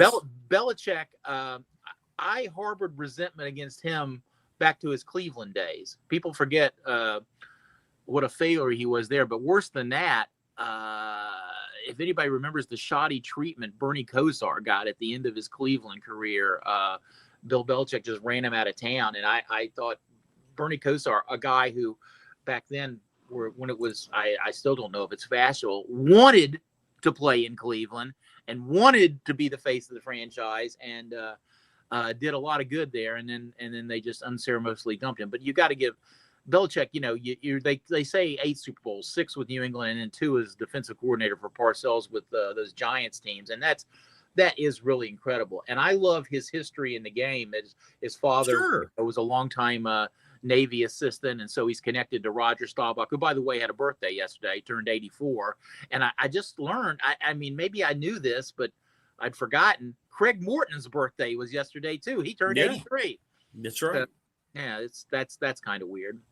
It's quarterback day here on the show. Lots of quarterback trivia. But yeah, Belichick, obviously just a great coach. But you know, again, you and I work in the business, and you just so much appreciate coaches who get it, who know we have a job to do too, and that help us. You don't have to go out of your way, but just answer questions. Just be on time to your post-game press conferences, because we have deadlines, you know, and we don't have any timeouts. So, yeah. And of course, I've talked about this because I've went through some bad experiences here at Maryland after Ralph Friedgen, and now in basketball here, it's not very good either. Even, you know, it was worth getting cussed out by Gary Williams, because I've got that story now in my pocket. And also just because, you know, once Gary did that, let it out, and I stood up to him, I could tell there was a little bit more respect there between he and I, because he had no reason to know anything about me. But Gary knew what was being written, and he knew that I was on his side. And you know, again, that was, I'm coming to miss those days, because now I come back this week. I think my journalism scholarship at Radford University is going to be announced soon, that it's fully funded, and it's going to start. Great news! Good. I'm that gets an asterisk, because I haven't officially heard that, but I think there was a little bit of a push here, and I think we got over the hump. And but that came the next day. I learned that the entire Washington Post sports staff just about had been laid off. The Washington Post is down the tubes now, and. Look, you guys in the Newer Valley know I love you. I lived there my whole life till I was 37 years old in Roanoke, and then Radford, well, Salem, and then Radford. Those are the only 2 places I lived. And they're similar communities, wired the same way, care about the same things. We all have the same values. I moved up here, and I love the diversity. I love meeting people from other cultures that I'm learning. I learned a lot right out the gate here, but I was, you know, this wasn't my home. I didn't know the high schools up here other than DeMatha, right? I didn't know what was going on. But sports was my conduit. I listened to sports talk radio every day. That's how I became such a Tony Kornheiser fan. And I did that, kept me in tune with everything. And, you know, I've always followed Washington football because of its osmosis. I can't get away from it. And following that usually leads me to some more information about the Cowboys and the rest of the NFC East, which is very important. I love going to the sports bars, sidling up to the bar because I see a licensed jersey from every team in the NFC East every week. And, I roll in my Tony Romo jersey or my DeMarcus Ware or I got others, but I can't think of them right now. Anyway, so the sports thing, that was my water cooler conversation because I hadn't made a lot of friends here yet, and I really hadn't gotten on a sports beat covering anything. And so that was it for me. I was home listening to sports talk radio and reading the Post every day. And reading the Post meant Thomas Boswell on baseball. It meant John Feinstein on college basketball. It meant Mike Wilbon on everything. And Tony Kornheiser making me laugh in print every day. Pick up the white courtesy phone was one of his great lines. Jared Stitham, pick up the white courtesy phone. The Post sports, it was such a great time. You can't remember. And I'm always, maybe one of the most famous things was before my time, Shirley Povich. I wrote the line when Jim Brown played here against Washington. Jim Brown, born and eligible to play for the Redskins, integrated their end zone 3 times yesterday. How do you say a lot without saying a lot? What a great sentence that is. That's, I aspire to write stuff like that. And that's what the Post did. The Post, all those writers, and they made me better. Reading them every day, it's such entertainment, and it really did inspire me and make me a better writer. Being up here in this environment, and that's to take nothing away because Roanoke in its day back when Doug Dowdy, Jack Bogacik, Ray Cox, those guys roamed the earth writing. That was great in its own way too, and it helped define my career and my likes and dislikes. And I've really been kind of sad all week of this thing with the Post because I know a lot of guys that lost their jobs yesterday, so it's not good.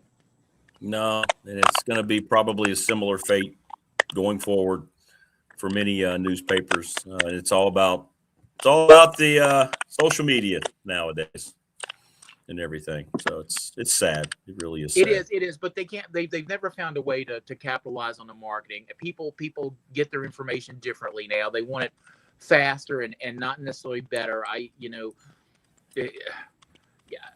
always think of Sports Illustrated. You watch the event on Saturday or Sunday, and you couldn't wait till Thursday to see what was on the cover and to read the analysis and great writing they had. We don't do that, and we talk a lot more, but we know a lot less. It's great. No, it's a great way to say it. You're right. There was nothing better than that. You're right. I couldn't wait. And you can kind of guess in your mind if there was a big college football result or a great play in the NFL, that would be the cover that you saw. You didn't get a preview online. It would have that little brown sleeve on it. You couldn't wait to take it out of the sleeve to see what the cover was. I miss it, man. I know. I remember that same feeling. Sporting News was the greatest. I couldn't wait to open the Sporting News that week. Right. And the columnists there, some of them Dick Young, I didn't like at all, but man, I read his column every week. So good. So good. Yeah. I used to play a game with those of us of a certain age because I think most people that read Sports Illustrated can do this. Tell me your all-time favorite single issue of Sports Illustrated. Oh, wow. That would be tough. I'd have to think about this. My favorite single issue. Woo, there's so many during the eras I got caught up on that I wasn't around for that I went back. During the UCLA Wooden years, I got copies of those and read those stories about Lou Alcindor and probably, the one with the Miracle on Ice, that cover and story. Oh, yes. Iconic. That's probably my all-time favorite. That encapsulated it all for me as a young guy who didn't really grasp what an upset it was until you went back and read the article, Yeah, you didn't know. There are two for me. What is it? 74. Pete Rose, Sportsman of the Year on the cover. with champagne and roses and stuff. And then inside the lead news story was Dallas had beat Washington in a key late season game at Texas Stadium. And photography in Texas Stadium always looked different. The lighting was so unusual. You could always I could look at a photo and tell it was in Texas Stadium just by the weird lighting that would come through. So those two stories were in there. And another one that was a favorite of mine, well, I guess this was later the same year or earlier the same year. It was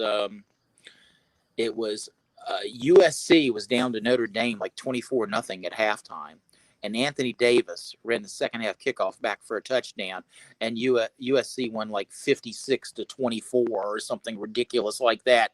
And the cover on Sports Illustrated with those beautiful Trojan uniforms of the garnet and gold there, and you ketchup mustard. I know. You opened up the cover and it was a double truck. It had Anthony Davis catching the ball, and we opened all his blockers there in the wedge were right there. I mean, that was one of my favorite covers ever. And then in the back of the story was a little blip, one-page NFL thing with the Clint Longley game. The Thanksgiving Day Miracle, yeah. Yes. The rattlesnake wrangler from Abilene, yes.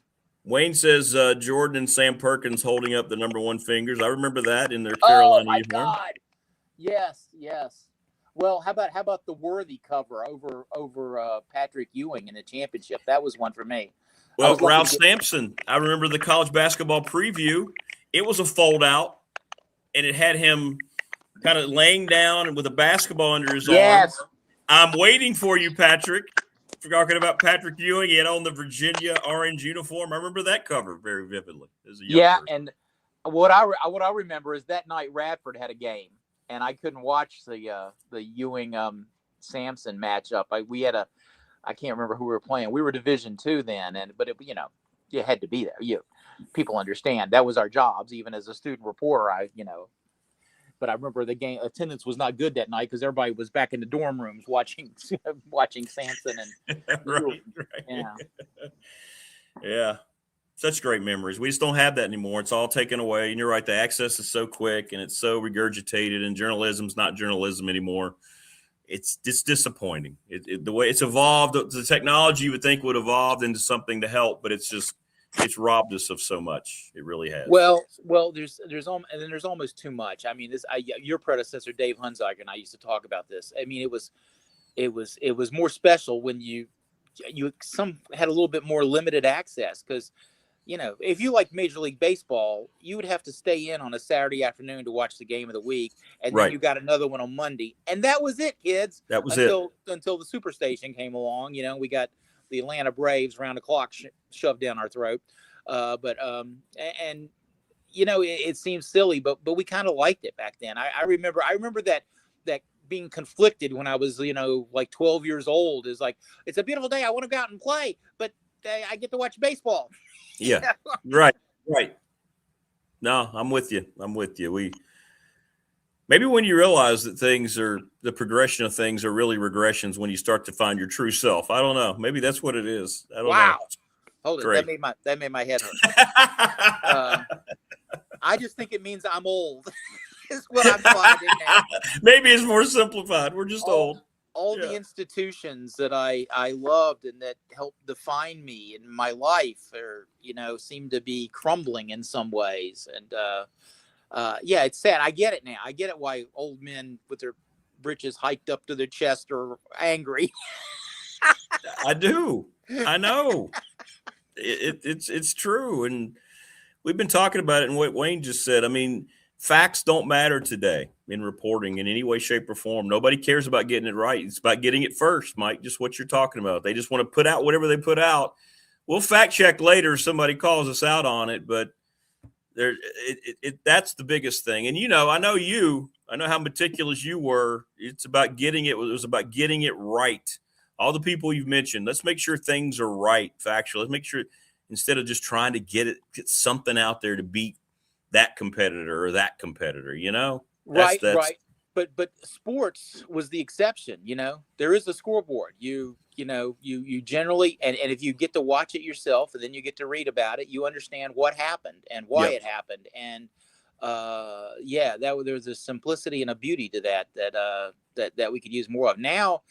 The micromanagement, the replays over and over and over. They've got to figure out some way to streamline some of this stuff. Now I hear they're going back to working on the kickoff again too. I really miss the onside kick. The kickoff is ridiculous in the NFL. Yeah. You talk about overcorrecting. That's ridiculous. That whole thing's been stupid. Yeah. Well, Just, I it always comes back to electric football. How do you set up that kickoff on the board? I know where to line the players up, but then when you let the guy kick, and usually the first kickoff goes the length of 3 football fields off the field, but if you get one in play, then you have to run the thing, let the guy run over and touch the little felt ball. So then you can say he picked it up and you put it under his arm. Then you rearrange all the blockers and then you go from there. Now that's what we had to do anyway, but this is now a whole different setup. And I'm sure the kick's going to hit a lineman somewhere in there, and everything's going to be like an onside kick, Ball's free. It's a free ball. It's a free live ball.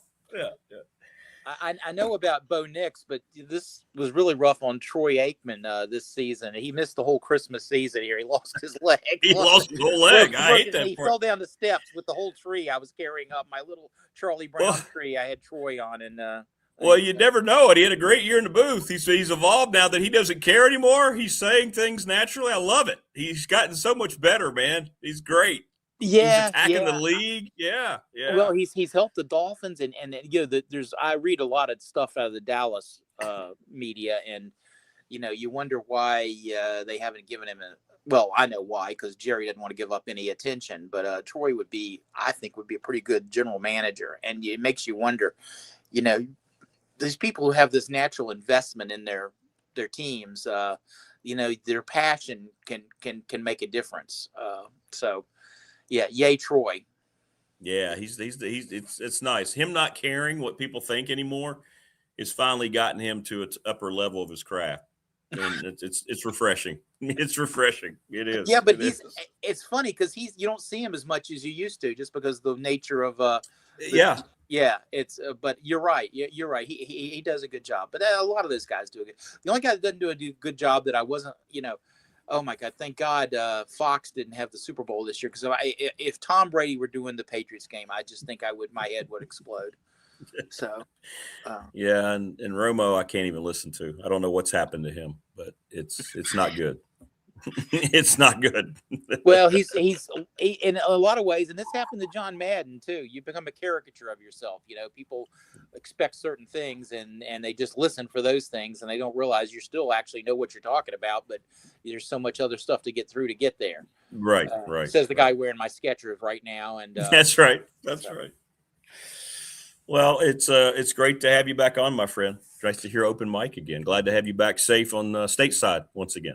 It's really nice to be back and get back, and I because I missed so much. I think I'm kind of anxious about the Super Bowl, but you got to think that NBC has the Super Bowl and the Olympics this weekend. This is crazy stuff, and this whole developing Lindsey Vonn story. What little I know about it right now is just unbelievable. Because where am I going to read about that? And I don't want to read about skiing anyway. I know. The agony of defeat here is when I take off my socks. So, Thanks. I'll be in town all week. All right. Come see us at Radford. We need to see you before the basketball season's over. Yeah. Go Highlanders. And Goober says, hey. Goober's back. Goober says, see. Goober's back. Hey to Goober. Glad you're back, Goober. Welcome back to Mayberry. All right. Thanks, everybody, for all the good wishes. All right. Be good, brother. All right. Bye-bye. Mike Ashley. Boy, we miss Mike Ashley. What was that? Was that Wally's filling station? Speaking of Creed, let me go take care of Creed. I'll be right back.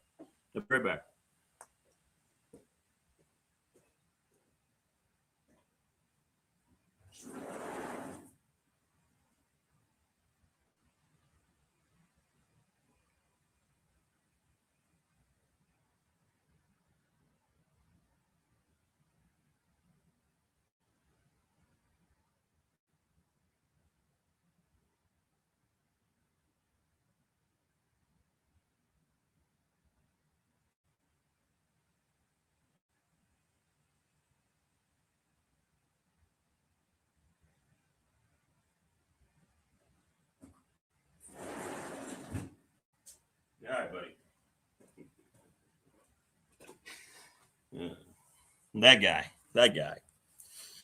He's my guy. Sorry, I had to love on him a little bit. I had to love on him just a little bit. Jen, the Gamecock Girl, coming up here in about, 20 minutes or so. Yeah, I had to go, go say hey to him for a little bit. He's ready to go. He's fired up. He's a baller. He's a baller. Good stuff from Mike. Please subscribe, like, and share our channel as we go along here. Got a lot of cool things we're working on, and things we're going to hopefully announce soon here on the channel. And I'm thinking one thing that I'm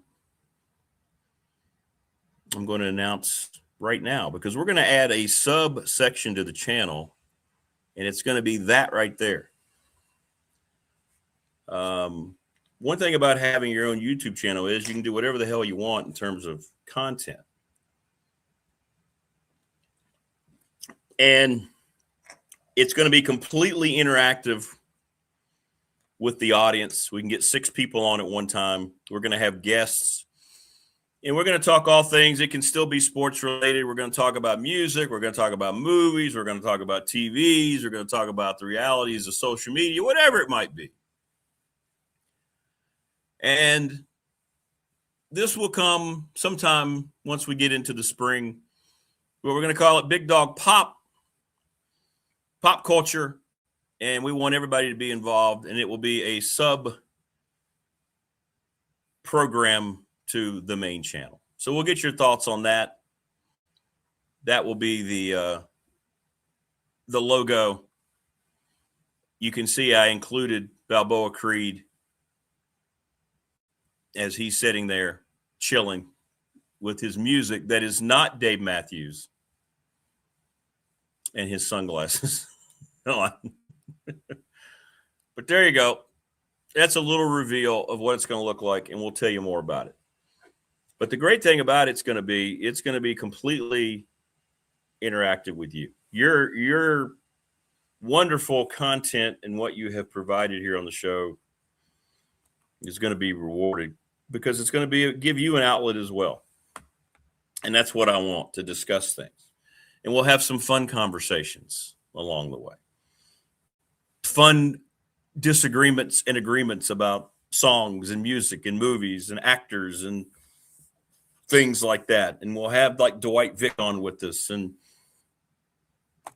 other people that I can think of that we want to call. You can get people from all walks of life. There's no limit to the type of folks you can have on to talk about these things. People in the industry that I know that would love to just fall in line. So we'll be doing that. I don't know when it'll be consistently. The live show won't be affected. We'll be doing the morning sports show, because the hub will always be BDST, but we're going to be doing a separate show dedicated to that. And who knows how long it might last. Depends on how the content's going. So it's going to be a different airtime, different show, and we'll preview it the way we do BDST, and that's what we're going to do. And I think a lot of people will have fun with it. I know many people have already expressed that they would love that, and that's what we're going to do.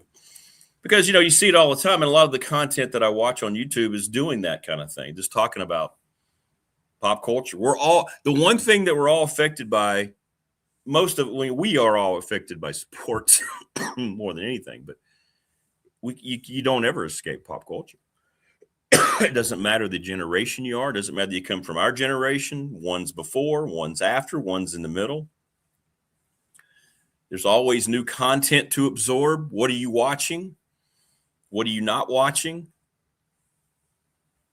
It'll be an evening. It'll be in the evening, TLB. It's going to be more of an evening thing. It's going to be a more laid back, let it loose type of show, if that makes sense. But we'll keep it on the same brand, and that's what we're going to do. So it'll be TBD. It'll be once hoops is over and I'm into a flow, and I think it'll be fun. No members only jacket, Wayne. Although I wouldn't have a problem if somebody, if I had a members only jacket, I would have no problem wearing it out. Me cruising up to Williams Field to call Radford baseball game in my members only jacket. Oh, yeah. Absolutely. Absolutely. Absolutely.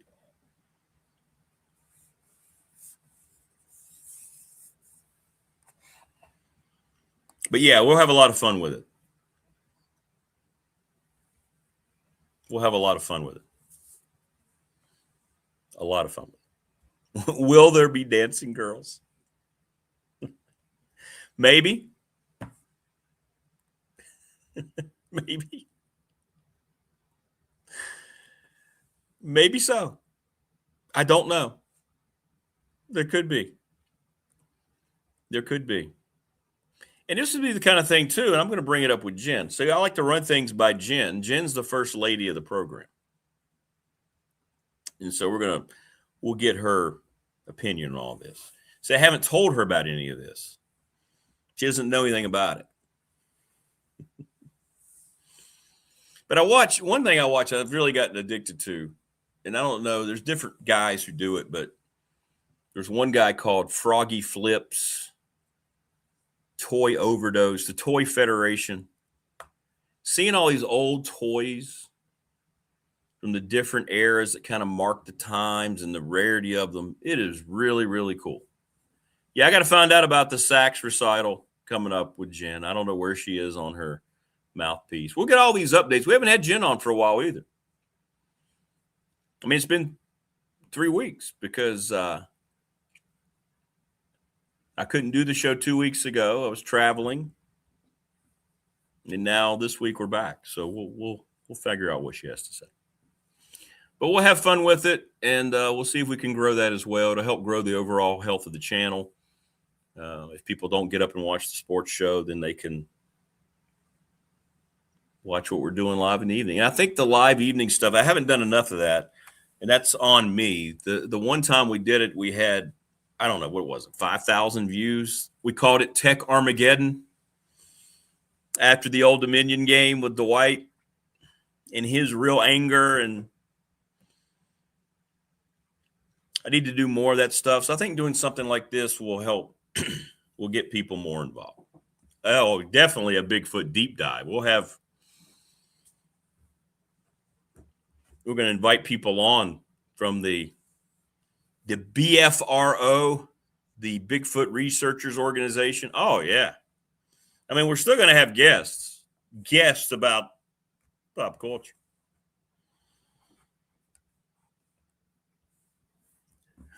You better believe it. And we'll preview what we're going to focus on. We'll give everybody homework. Hey, here's a movie coming up. Try to watch this movie before the next show. And then we can talk about it.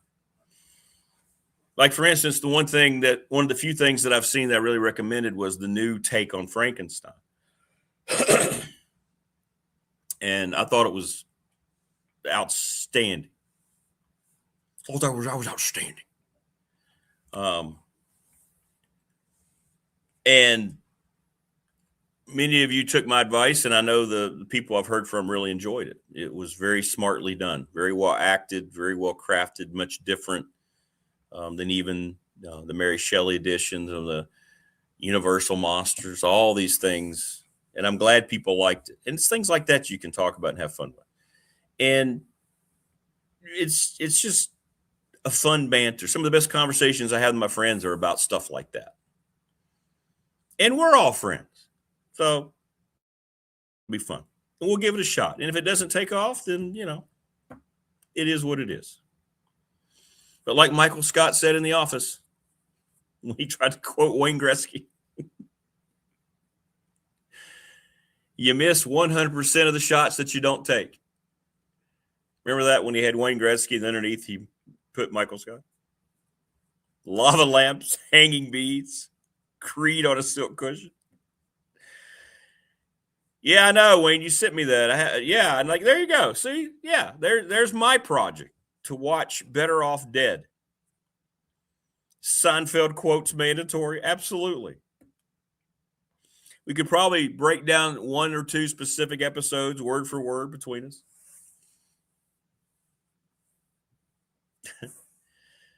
But the reason I think it's important in all seriousness is we need escapism now more than ever. I mean, I watch stuff and I just want to be entertained. And that's why Hollywood sucks today, because it can't do that anymore. It tries to politicize, it tries to virtue signal, it tries to develop opinions on things to the point to where it's taking away from the entertainment value. When I watch a movie, I want to watch a movie and just get encompassed in the movie. If I'm watching a mini series, I want the series to entertain me. And I know they may be trying to say something, but I just want to get caught up in the characters and the story and follow, right? I don't want to be lectured to. Even if it's something that I agree with, I don't want any of that in my entertainment. And Hollywood's gone so far over the edge, they don't care about any of that anymore. So that's why I think it's important. And that's why I think sports has gotten to the point to where real life has encapsulated it so much to the point to where it's becoming less and less of that vice, of that getaway, at least for me. I can't look forward to the Major League Baseball season because of the way the economics of it are spaced out. College football is getting worse and worse almost by the week with professionalism. There's so much that's taking away from that sports vice that we've all counted on our whole lives and depended on. That's been such a big part of us.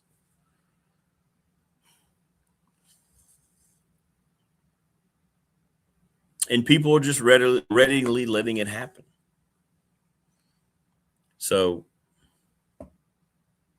yeah, I need to see Landman. I've had many people tell me Landman is really good. I think Billy Bob Thornton is one hell of an actor. He's been good in about everything he's done, isn't he? Yeah, you got Sly and Tulsa King.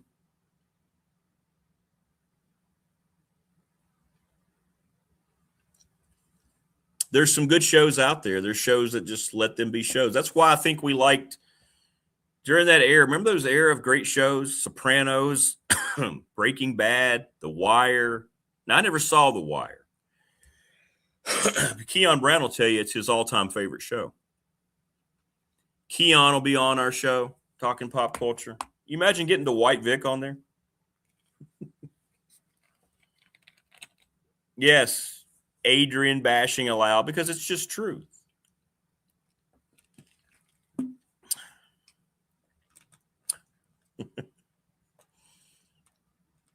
One thing that popped up the other day on my Instagram, and by the way, I have no clue about Instagram. I'll never figure out Instagram. I don't understand how we watching something and all of a sudden it disappears and you can never find it again. I don't know how to post anything but like a picture. I don't know how to do a short, a reel. I see all these options and I'm like, but in Rocky IV, when they've gotten to the cabin, and I'm pretty sure the actor's name was Tony Burton, who played Apollo's manager. And I believe he was Tony as a character in the Rocky movies. And it just came up on it came up on my Instagram because I've liked stuff, relating to Rocky. So they obviously populate your page with things like that. And it's just that short scene when he walks in, "Hey, champ." And he talks about, Apollo being like a son to him. And when he died, lost a part of himself. He goes, "But now it's you. And you're going to make this right, not for you, Rocky. You're going to do this for Apollo." And I'm telling you, they have an embrace, and Rocky's got this look, and he just looks at him and goes, "You know what you have to do. Do it. Do it." The way he delivers those two words, it's powerful stuff, man. He's such an integral part of the Rocky movies. He was back when, with Apollo too. Remember the whole scene in Rocky 2? Champ, I saw you beat that man like no man has ever been beaten before in the ring, but he kept coming after you. We don't need that man in our lives. Because I think Apollo had asked him at that point if he thought Tony believed he had actually won the fight. So good. So good.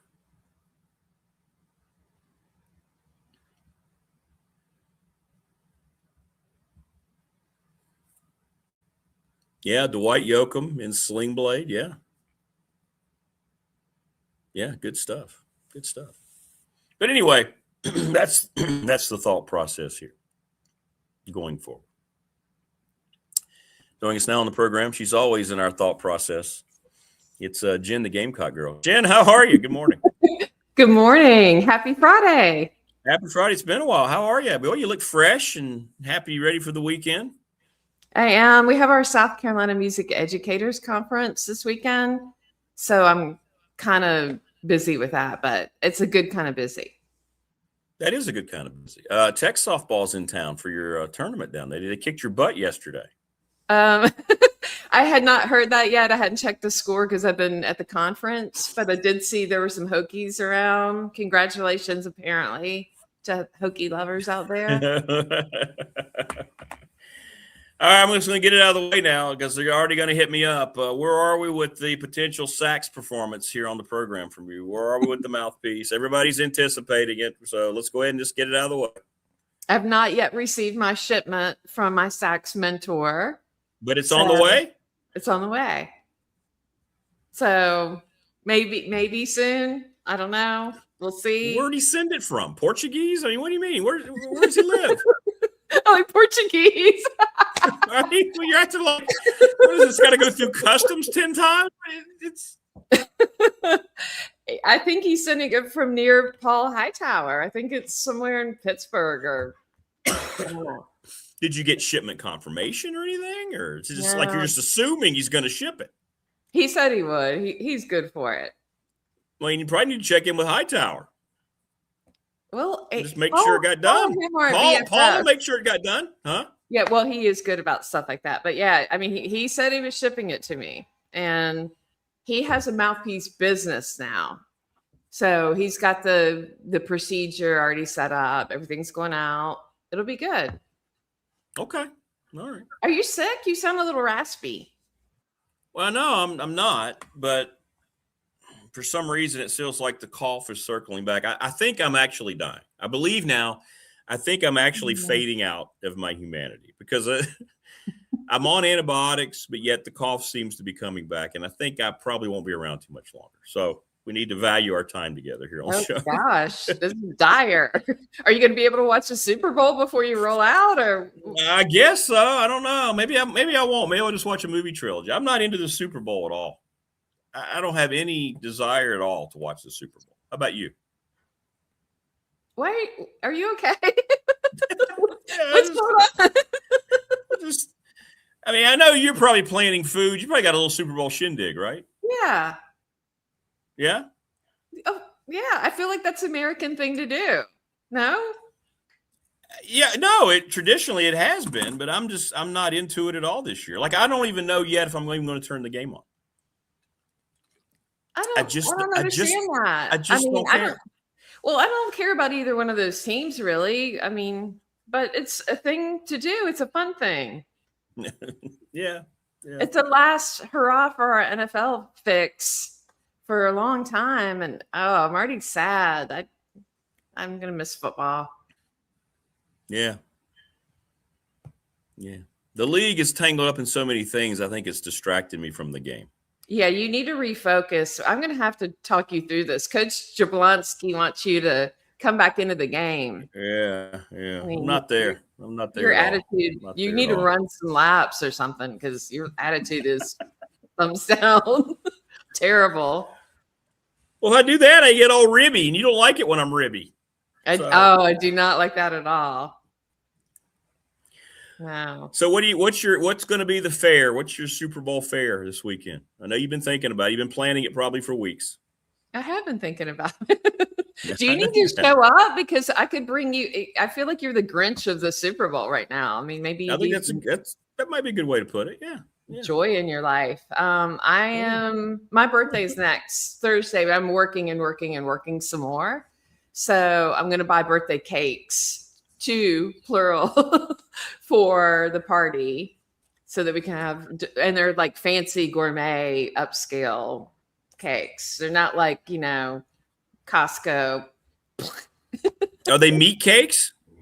No, but I will have some meat also. We're going to have, let's see, the menu is cocktail shrimp. I'm trying to think through the appetizers. Charcuterie, spinach dip. Brisket. Maybe I need to get some brisket. One of my friends is bringing pizza. I told him he better not bring the 99-cent pizza with the little cubes of pepperoni. I don't like those little cubes. No. Get a pizza at some joint down. You've got good pizza places down there. He needs to stop and get a real pizza. Yeah, we need a real pizza. We need wings and the fancy cake. One of them is a brown sugar caramel cake. And the other one is a chocolate chip cookie dough cake. And they're from my favorite bakery in Columbia. And they're making them for me. I'm going to go pick them up tomorrow. Wow. Look at you. So come on. Maybe you need to de-Grinch and just get some of the spirit going. You think? I don't Something's wrong. You need to reset, reboot. Well, part of it, I'm still bitter. My team didn't get a fair shake in the AFC title game because our quarterback didn't play. So that still bugs me. Yeah. But that's not really what it is. It's everything else about the league. I think it's got me down. So. You can't control that. Those monks, the peace monks are up in Virginia. Summon the peace monks messages, which are, all about controlling the things you can control and enjoying life every day. So, hello, monks. Yeah. Think about that. There's probably some new tax for that if I decide to do that. Oh, Lord. Yeah. Yeah, you're real fun right now. Yeah. By the way, did you see the SEC announced a revenue distribution of $1.03 billion to the 16 schools for the 24-25 year? $72.5 million per school. Wow. We need it. It just means more. We need it right now. But you should see the stadium right now. It's completely, parts of it are demolished, gone, because we're doing a huge renovation. We need that money. $72 million per school.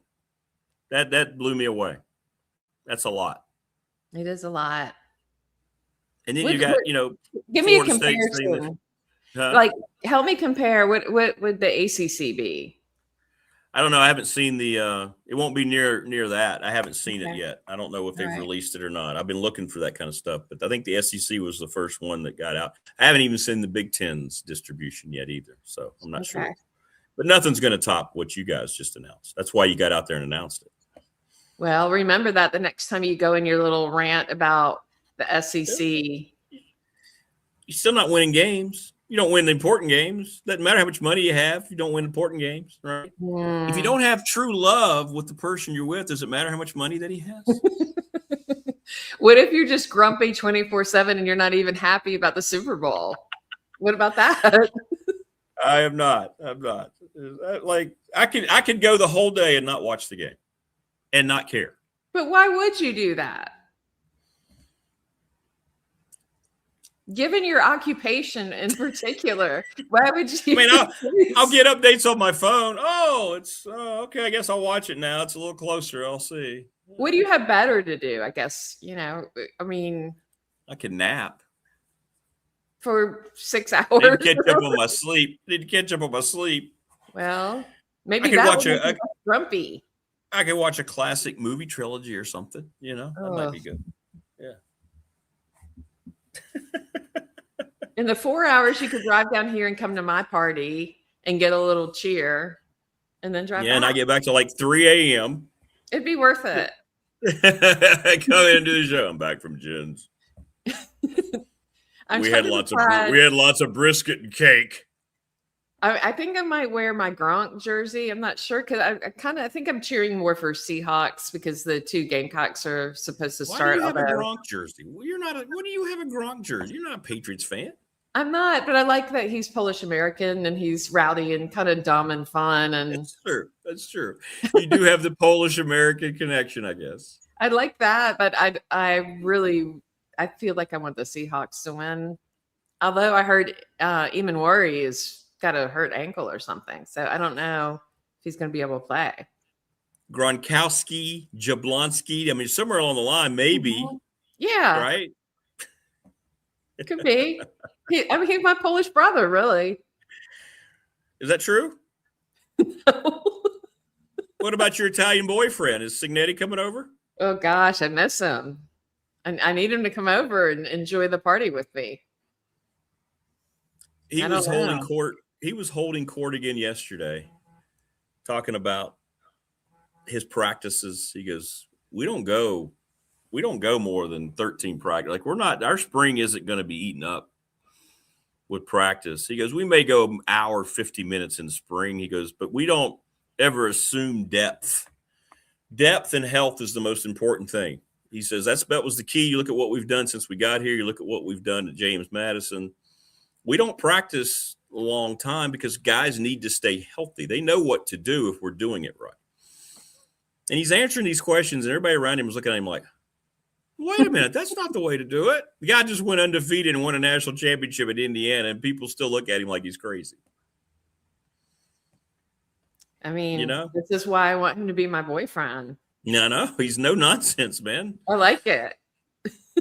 And guys like the fact they're not going to have to go and do all this stuff over and over and over again, right? They're taught it. They're expected to learn. He goes, he said, I don't have to be accountable for any. I don't have to walk in and worry. If you're not here, you're not going to be here. I walk in, you're expected to be there. You're going to be there. And we go in and we start practice. It's interesting. He's living. It sounds like he's doing something that's throwback and it wouldn't fit in with the money and everything, but he's making it all work, man. It's interesting. It's kind of taking everybody else to school. We'll see if his way starts to adapt its way further. It'd be interesting to see. I think it reflects a little more mature approach to how you handle students and their responsibility. And that, like, as musicians, our philosophy is, you come to rehearsal, you should have already prepared your parts and done all the work on your own, and then you come to rehearsal to rehearse, not learn your part. And it's sort of a similar mindset with, like, we're not going to spoon feed you everything. Like, you need to be ready when you come, and we're going to have much more efficient time together. And I think that is empowering students to be their best, candidly. So I like it. That's what he's saying. Yes. Yeah. Now, whether, he has the kind of players, he could probably do that. Not everybody has maybe that roster where they can trust that will happen that way. I don't know, but I do appreciate the philosophy. And we'll see. I don't know what they're going to be like next year, new quarterback and all. Are you texting somebody? Wait, are you texting someone while you're talking to me? I was answering I get lots of text messages through the show, so there's a lot of people that I haven't responded to yet. So.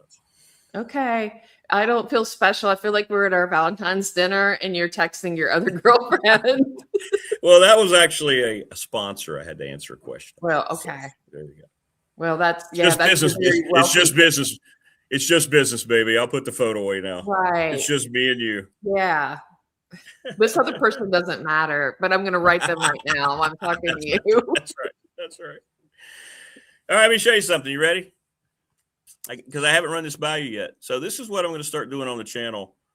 This is always going to remain, right? This show. All right. Okay.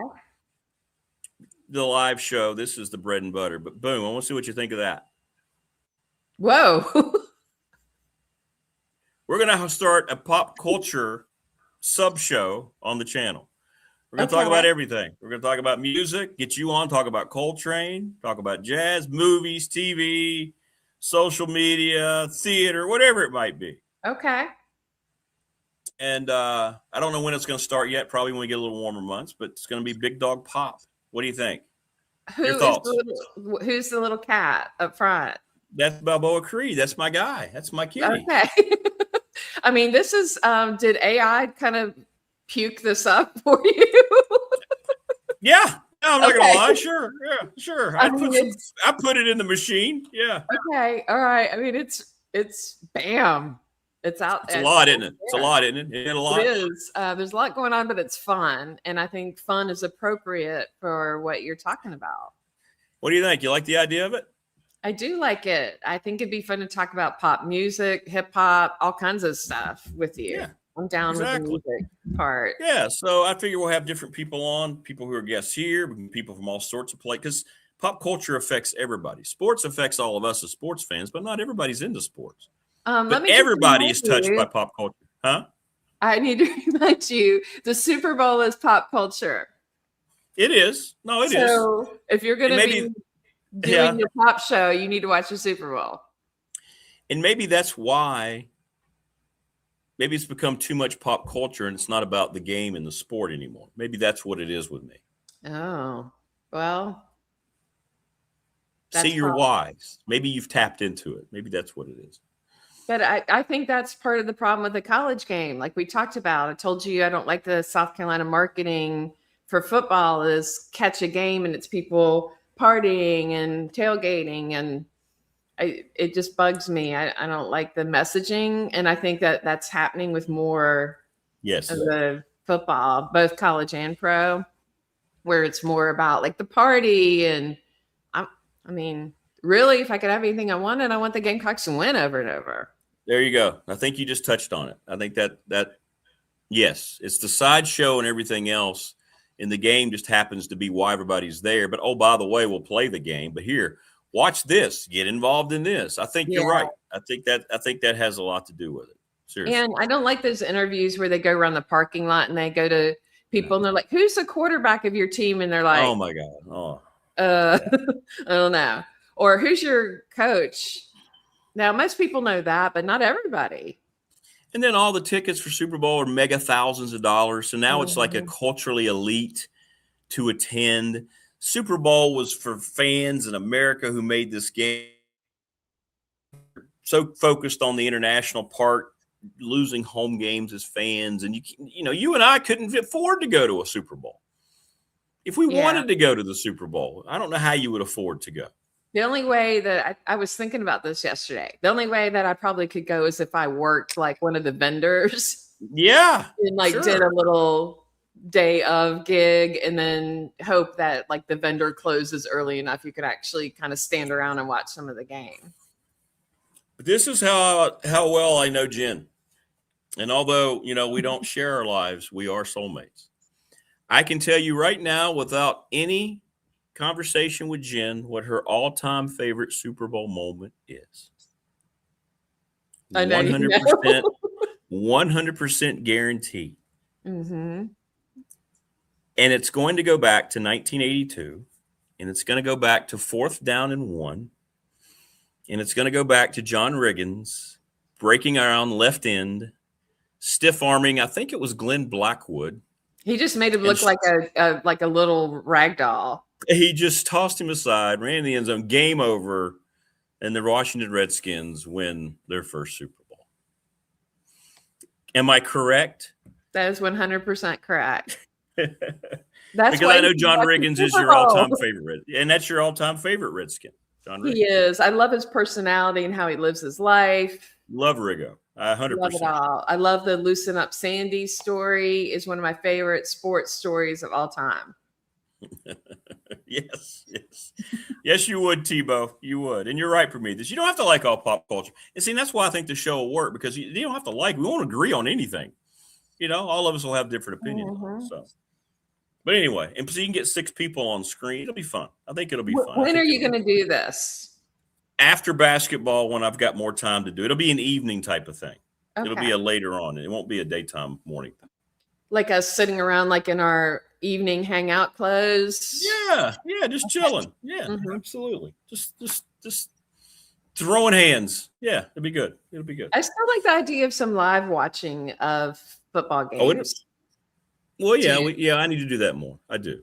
I think that would be fun. I know that we talked about doing that, and I think that would be a fun thing to do and a fun hangout. Yeah, we need to do that. Maybe this year with Franklin and Tech, people might be more into it, as they play bigger games. I don't know. We'll work that.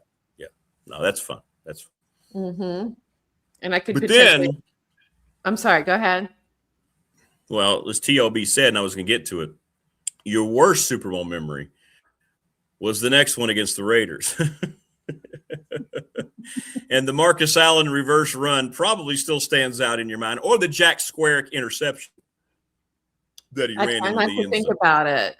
Thank you for bringing that up. Sure. I try to live in happy moments in my brain I know. as much as I can. But then, you got it back against us in the strike shortened year, and then you got it back against the Bills. So there you go. You still have fun. You won the last Super Bowl you were in. Right? Look at it. Yeah, I appreciate your optimism there. Thank you. But it's been a long time. It has been a long time. But I knew that was your moment. But I didn't have to talk to you. Come on. Yeah, you did know that. And I have 3 Riggins jerseys, maybe 4. Those are my game day gear when Washington's playing. I got a few Gamecock jerseys. I've got the Gronk jersey. I've got Clowney when he played for the Texans. I'm trying to think who else I've got, but I have a little collection. You're a big jersey gal, aren't you? I do like jerseys. Although, in the South, I don't think it's always smiled upon for grown men to wear the jerseys to games. I hear that a lot, but I think it's okay for women. You don't like that either? Yeah, I'm not a jersey wearing dude. No. I think it's a little bit weird when you see tremendously overweight dudes in basketball jerseys with no shirt on. I think that is a questionable decision. And, again, it's okay to, be body positive and all that, but maybe just put some of it away a little bit less. Hey, body positive was the thing until the cheat shot came along, and everybody's just, not worried about the long-term. Yeah. Yeah, that's a crime. Not worried about the long-term ramifications of how healthy people have had it or just going to hell. But, hey, that's okay. Speaking of the fat shot, as Trump calls it, or fat medicine, have you seen Kelly Osbourne? Because that. Yeah, there's a prime example. Yeah. They look terrible. They look too much. A lot of people who take it responsibly look healthy and good. So it's just, I think it's crack for some people. They can't calm down when they get some LBs off. They just keep going and going. And you're not earning it. You're just, hey. Well, do you think it's necessary to quote unquote earn it? What is your thinking? I know everyone has thoughts on that. For long-term health, yes, because you have to create a lifestyle and you have to be addictive to your lifestyle and have discipline. That is true. As opposed to something controlling it where you might not have that discipline. I think that's why people fall off of it. Yeah. I am kind of jealous, the friends that I have who are on it. I am not on it. I have friends who are, and they can eat pretty bad food and maintain their weight, but I can't get on that train. If I have a little bit of that, and then my pants aren't fit next week. So I am a little bit jealous about that. They can do more quote unquote slipping and not be as careful, and they're fine. Mm-hmm. So I am kind of wishing sometimes I'm that looks kind of interesting, but I've not done it, and I probably won't do it. Unless I just have to at some point. You don't need to. You look great. You don't need anything. Thank you. I just, as long as I'm healthy, I'm fit now. I weigh more than I want, but I feel fit, and I think that's more of a measure of health sometimes. Oh, trust me, you're healthy, young lady. Thank you. Want to come to my party Sunday? Well, hey, I'm cheering up already. Wayne says, long time. Hey, try being a Browns fan. That's true. The Super Bowl appearance less Browns. Well, like my pairing of the Gamecock love and the Washington love has been so painful this season. Like it was anemic. The whole thing was anemic for me. Terrible. You want me to get Wayne mad right now? He can also enjoy the fact that the Ravens have done quite well in the Super Bowl. Sorry. Here, this always makes Wayne mad. Hey, Wayne, John Elway. I can't see the comments, so now I feel like you don't want to see him now. He's going to be very angry. John Elway beat the Browns not once, not twice, 3 times in the AFC title game. Oh, I think I see Gurr even with my glasses off. I think I see. Yeah, I just. But I'm sure he's got Ravens paraphernalia for their Super Bowls because they're the Browns. But any event. So what do we think? If you get your mouthpiece, maybe next week we can have the performance. I'm going to tell you no next week for sure because my birthday is Thursday, and I'm going to be doing. Oh, really? Stuff. Yeah. So that's Thursday though. What do you mean? I'm going to be doing stuff. Well, I'm going to be doing stuff, and I don't really want to wake up the next day and have to play. So, if anyone wants to send me gifts, what would I like as my gifts? I would like the following. Be doing stuff. I would love club level or especially suite type tickets for any kind of football, like college pro environments. Prefer maybe not like Iowa games, things like that. Like prefer games of interest. David Yurman jewelry would be nice. I'd like some of that. Fine bourbon, fine chocolates, dark chocolate. You just said that you can't eat certain things, and now you're asking for chocolate. That's special. I just can't go crazy. I can do that for a birthday or Valentine's, but I don't need to be doing that every day. And I guess that's my comment about the GLP-1 people is they can do a little bit of sneaky sneak every day and they're fine. I cannot do that. Right. Or the pants don't fit. Peeps are asking that memorabilia behind you. What's all the memorabilia you got? I know you've gone over it before, but let's reintroduce what all's behind you there. Okay. I see the Connor Shaw jersey. Yeah. Your favorite quarterback all time, correct? Or is your current guy more important than Connor Shaw to you? Your current guy's been paid a lot of money, hasn't done crap. Connor Shaw at least accomplished something. That's not correct. Sellers was instrumental in a very successful season a year ago. Oh, yeah, the one where you didn't make the playoff. Yeah, that's really successful. But at least we had a run for it, which is more. Who was Michigan State in that bowl game? I'm sorry? Was it Michigan State? No, I'm sorry, it was Illinois. Illinois. With Brett Bielema, who's my forever enemy. He's like that's right. He and Shane got in a little tussle there. He's real yucky. He's yucky. Be honest. Don't you agree? I don't know much about him. I see him. I don't think much about Brett Bielema, really. I know he's kind of said some things where you kind of turn your head sideways a little bit. Yeah. Yuck. And he's got a hot wife, of course. You know how that goes. Does he? I'm sure she doesn't want to come home to that. Brett Bielema does? Well, he did. He met her in Las Vegas, and she's super hot. Oh, well, then there you go. There you go. I'm trying to see what else is behind me. I've got a few helmets, right? Yeah. What you got there? What's the helmet with the ball back there? The ball is actually I had some neighbors who played for the Gamecock football team, and one of them was, I don't know if you remember Zad Nolan, who was he was going to be a grad assistant, and then suddenly we didn't have a starting quarterback. Remember this whole mess when Beamer first started?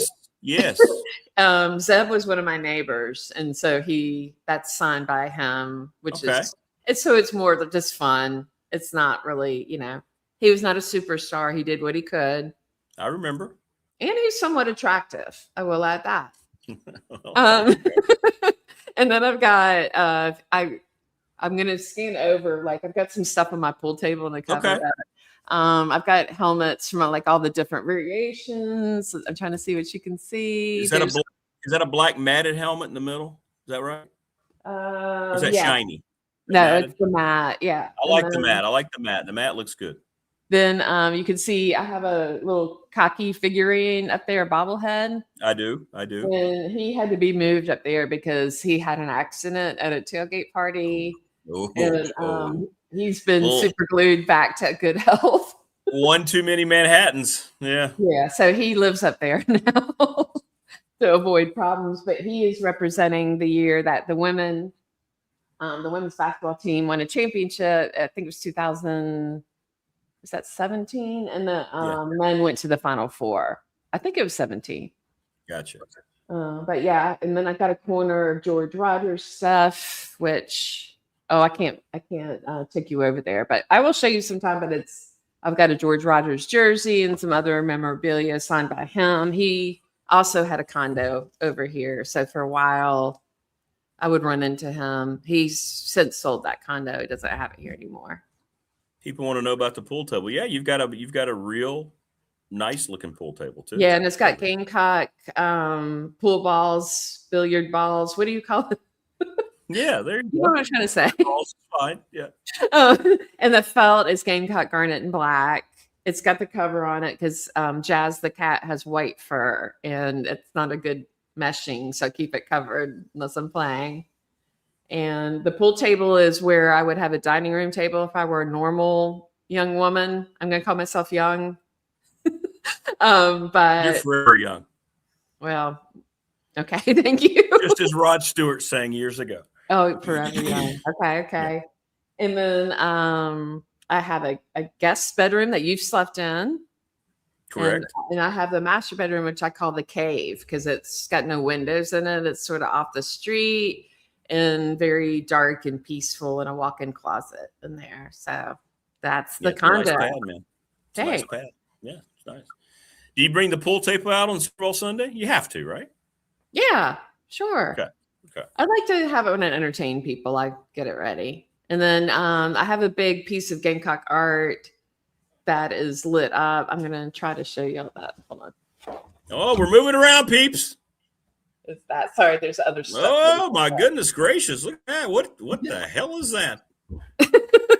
Hey, go back to the pool table real quick. Let's see the pool table. It's got stuff on it because my cat. It's all right. Be a visual. My cat is all up. That's her little playland when the cover's on it. Yeah, nobody cares. They love kitties. We love animals. Well, if you give me a second, I'll uncover it. Can you give me a second? Yeah, I just gotta do stuff on campus today anyway. So yeah, let's go. We're good. All right, hold on. BRB. All right, we're going to get an uncovering of the pool table, peeps, so you can get a good view of it. I don't know, Wayne. I'll ask about the disco ball. I'm guessing probably not, but who knows? Who knows? What is she wearing? Heels? What are you wearing? What do you got? Like stilettos on walking over there to the pool table? I'm kind of halfway ready for work. Huh? Oh, okay. I got you. Stilettos. Cleats. That's what it is. You're wearing cleats. You're wearing game cleats, aren't you? All right. You got Lenora Sellers cleats on? Is that what you're doing? Shush. All right.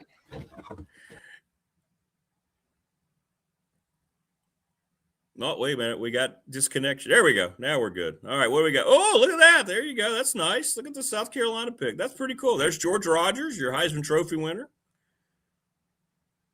Nice. Now we're getting into it, peeps. Yeah, she doesn't know we can't hear her, though. You just show us stuff. Yeah, we can't really. That came from a locker room. Is that right? We've lost audio with you. We've lost all audio. But we're seeing stuff, so that's cool. Let's see the pool table. We never saw the pool table. Where's the pool table? Oh, there we go. Look at that. That is nice. I couldn't remember because I think it was covered. There's the ball. Yeah. Now that is a dedicated fan, folks. You might have a lot of cool tech stuff or whatever fan you are, but do you have a tech-related pool table? Hey, look, there's a little band hat. That's cool. Marching band. Yeah, it does need mood music. It does. You're right. There you go. Look at the jerseys, man. There's the Clowney jersey. Maybe the most brutal hit of a bowl game. Marcus Lattimore. I don't like that gray, though. That's not a great-looking jersey. But we're getting a whole view here. Is that Delaware? That's a blue hen helmet. That's not a Michigan hat, is it? That's a Delaware hat. I think there's a difference there. We'll find out for sure when she gets back to her base. I don't think that was Michigan helmet. Hey, look, Hokie fans, you're represented. Look at that. Got her a tech helmet in there. That's cool. Look at you. Let's get her back to home base here so if we can hear her again. We lost your audio while you were moving, but that made sense. Still don't have you. Hang on. You're muted. Yeah, you have to unmute yourself. Did you unmute? Okay. How about hey, now you're back. Okay. You did it. You did it. Sorry. That was cool. Thank you. That was awesome. You're welcome. There's some other cool things, but we'll save it for next time. I've got. So was that that's a Delaware helmet? It is that little section. The last part. I could tell the difference. I could tell the difference a little bit. You're the first person. Most people think it's Michigan, but I have it in honor of my late father, who is a Delaware physics grad. Oh, really? Mm-hmm. That's cool. That's cool. There's a little difference in the stripe that people may not recognize. That's well, you did. Yeah, most people come over here and they're like, "Why do you have a Michigan helmet?" Yeah. No. And the blue is just a little lighter for Delaware. It is. It's more like a royal blue, little. It's deep royal. Yeah, it's not the deep navy of Michigan. Correct.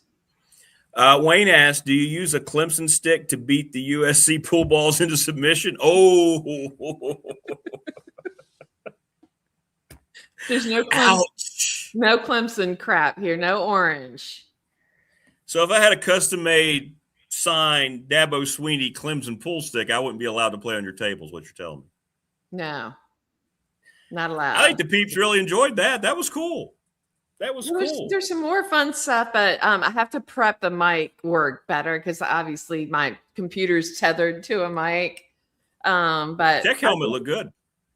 I think that we need to show a few other things. Like I have a mosaic of the Cursive Carolina logo on my bar. That's really cool. And the views, of course, are really nice. The stadium, that would be fun to see. I know. It's cool. So I better go figure out the sound component, obviously. No, it was cool. I always remind, I guess we take it for granted, but the tech helmet is really a good look. It is. I think it makes me happy to see it in here. The tech helmet, the VT on the tech helmet looks great. It looks bad on everything else they put it on. But the helmet, I think it looks so bad on the basketball uniform. Yeah. And when they do it on softball, right, Virginia Tech on your basketball uniform. But on the helmet, it's perfect. It's a great looking helmet. Yeah, now you mention it. That's interesting you said that because I never thought about that. But on our basketball stuff, we pretty much always use South Carolina letters. I think it's occasionally we have the logo, but it's pretty small. Correct. If I remember correctly. So put it on the sleeve or something, or put it on the pant, you know, but it shouldn't be like your main thing. Okay. Well, soon we're going to be Nike school and they're going to release all the new Nike stuff. So I'm really, really excited about that. I kind of forgot you weren't Nike already. What are you, Under Armour? Mm-hmm. Okay. When does that start? Next year? I think I have can you see my Under Armour? I've got Under Armour on now, but I don't think it has a logo. Oh, okay. It will start this academic year, I think, this coming season for football. Gotcha. Okay. Well, that's got to be a bigger deal for you. Maybe that'll help us with our men's basketball recruitment, but I don't know. We need a lot of help. Getting a new coach is going to help with it. Sad for them. Yeah, I think Coach Paris might be done. Yeah. He's a nice guy, but that apparently doesn't help you win. Yeah. The women are still good though, right? They're back in. They're in contention. Nobody's going to beat UConn though. Doesn't matter. No, yeah, UConn looks really good. We're just on the women's team. We don't have a lot of depth right now. Got several really big injuries, so I don't know. I don't think we can go all the way, but we might be able to win the SEC again. Yeah, when Gino says this might be the best team he's ever had, considering some of the teams he's had, you're like, yeah, it's over. For yeah. Well, how old is Gino? Is this Gino's last one? I don't know. Let me look it up. I don't know. Would you spoon Gino? Like if you're in the unibody attack? You know what? He's only 72. Whoa. I would have thought he's older than that. I would have thought so too. Would he you got that job? He was young when he started coaching them, and yeah, so I guess that makes sense. It just feels like he's been there. Are you? Yeah, exactly, Prometheus. The Tech logo is awesome, like on the helmet, but it shouldn't be. Yeah, it doesn't look good big on the. Are you avoiding the question about spooning Gino? No, I wouldn't spoon Gino. I don't. I like a lot of what he says about athletics, where we are today, but I don't know. I've never really thought. I mean, he's a hell of a coach. I never really thought about Gino one way or the other. He's good at what he does. He's fine. I'm guessing you've thought about spooning Gino. That's why you asked. I went out of respect. I've given him respect spooning. I think he deserves at least that. I mean, he's great at what he does. Yes, he is. I think you should do it out of respect as well. I don't think your answer is the right answer. Yeah, I don't think in my immediate future having a spooning session with Gino or Emma is going to happen. What about my boyfriend Kurt Signetti? Would you spoon him out of respect? I have a lot of respect for Sigs right now. Well, one thing about it, what he said yesterday about practice, I know I wouldn't have to be there very long. He would just the accountability. He would hold me accountable. Yeah. Right. He would be like, okay, it's been 15 minutes. Thanks, Rick. You can clock out. Yeah, you're good. Go ahead, go home. We don't need you the rest of the week. Thanks, Coach. Yeah. Was that Clemson Kool-Aid you're being asked that you just drank? No, it's iced tea. Oh, okay. Well, just people checking. They don't want any hypocrisy. No orange stuff. I told you. No, none of that. Wait, I see some sort of orange something coming up in the chat. I don't know what it is. I don't have my glasses. That's Paul. It's Paul Hightower. He's trolling you by having an orange pea. He says Gino is the best. Paul, while we have you here, do you know if Jen's mouthpiece has been shipped? Because apparently it's got to go through 17 third world countries before it arrives at her place in Colombia. I don't think he's clued into the behavior of my stats mentor. Paul knows all. He was Rowdy Red. Paul knows. Okay, well, let's see what he has to say. Prometheus says he would spoon Signetti, but he would be in the back.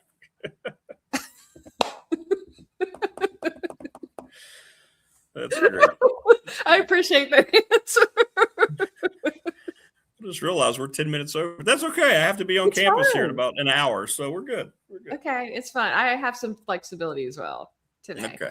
All right. Yeah, it's fine.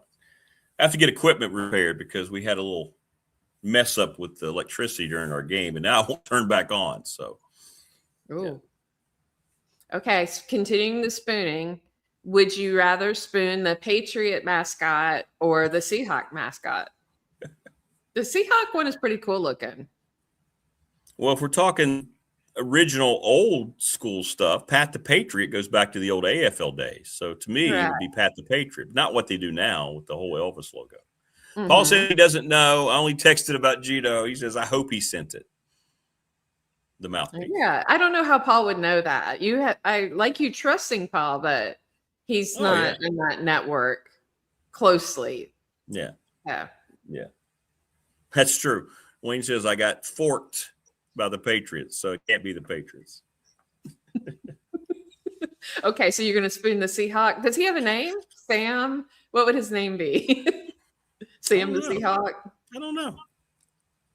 I just don't know. I don't like it when they just like the Hokey bird. I feel like he needs a name.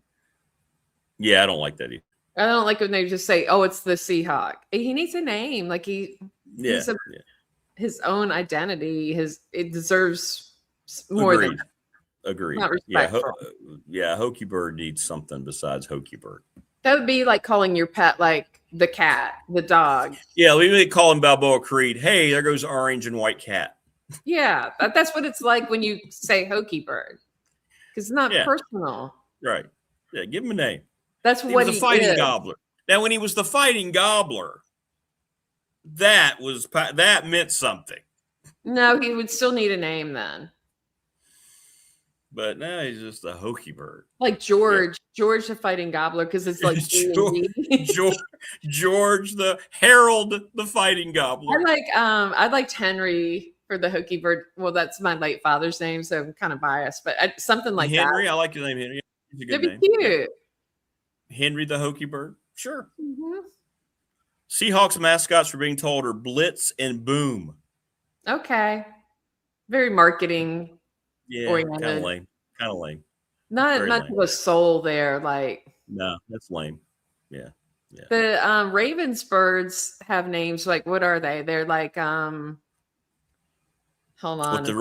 With the Baltimore Ravens? Yeah, their birds have names like actual live birds. Well, I'm sure Wayne knows. He's a huge fan of the Ravens. Okay. He can probably just tell us. He probably has stuffed animals representing both. But their names are something like courage, hope. I don't know. There's something aspirational. Tavia is the live hawk, he says. I don't know. But Pat the Patriot, if it was the old center, the Patriot with the center, the putting the ball between, come on, snapping the ball like on the old helmet. That means something, not what they have now. He gets your respect spooning. Pat does. Yeah.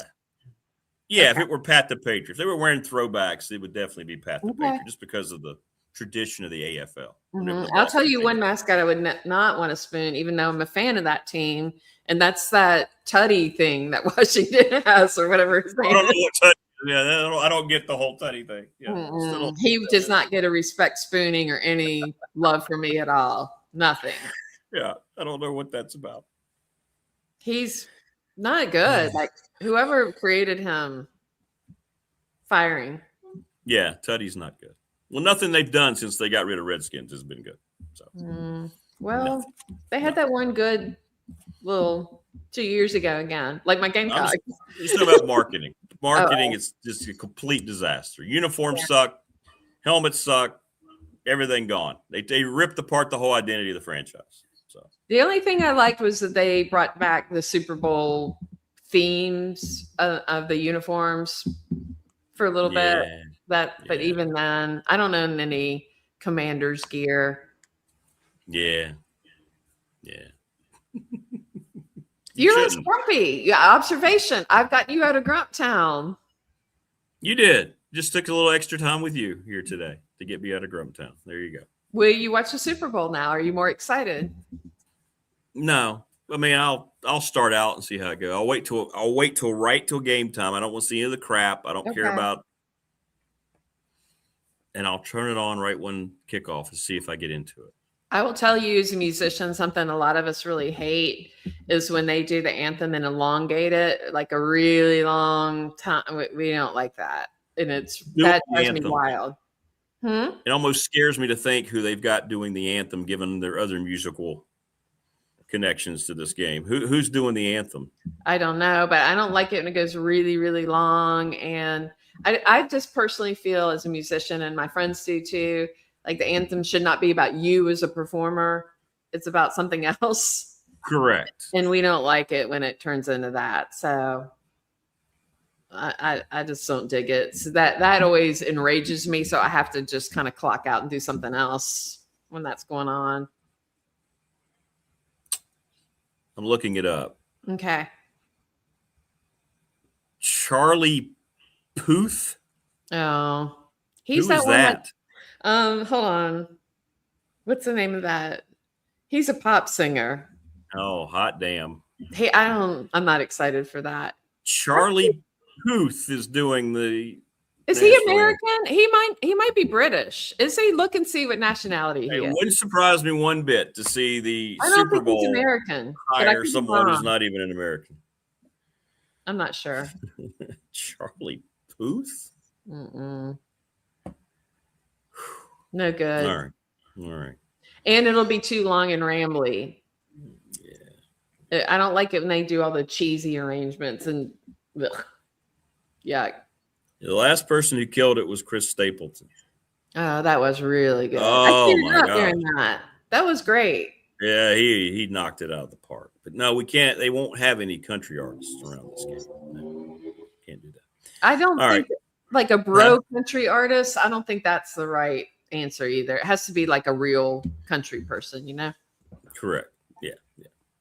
Are you trying to wrap this up? Are you trying to leave me? Yeah, I guess I better go now. It's about 20 minutes over. Yeah. I feel like we just had a phone call, like we're in high school, like the old. It's school great. phone. We've just kept it going. We don't want to get off the phone, even though we need Yeah. to. Yeah. And our parents in the background, like, hang up, you got school tomorrow. I know, right? Yeah, you got school. They're gonna hear us. They're gonna hear us.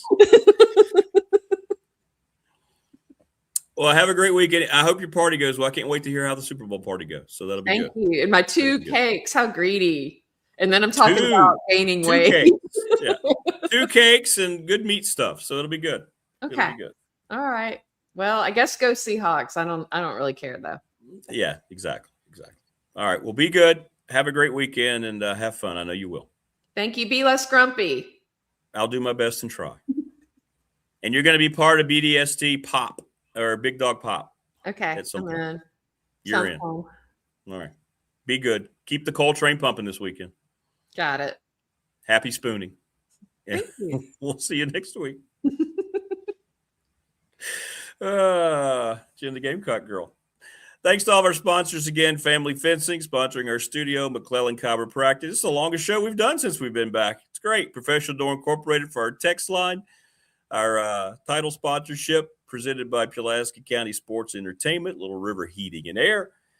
The attorney Ryan Pry in Radford. Our BDST fan question of the week. National Bank member FDIC. The NRV Super Bowl. Lawson's Motor Home Supply. And, of course, the Ready, Set Fun. And thanks to you. That was fun. Longer show today. I got to head to Radford and try to get my equipment fixed today. Everybody take care. Thanks for the show today. It was fun. Thanks to Mike. Thanks to Jen. Enjoy your weekend. Subscribe, like, and share. And we'll see you on Monday. Enjoy the game, and we'll talk about that and everything else that happens this weekend. Good luck to all of our local basketball teams. Big weekend for both Radford men and women. They play High Point and Tech. Obviously, we talked about it with NC State on the men, and the women, of course. I think the women have NC State, right? Because Tebow, have fun at the game. Take care, everybody. Be good. Thank you. We'll see you.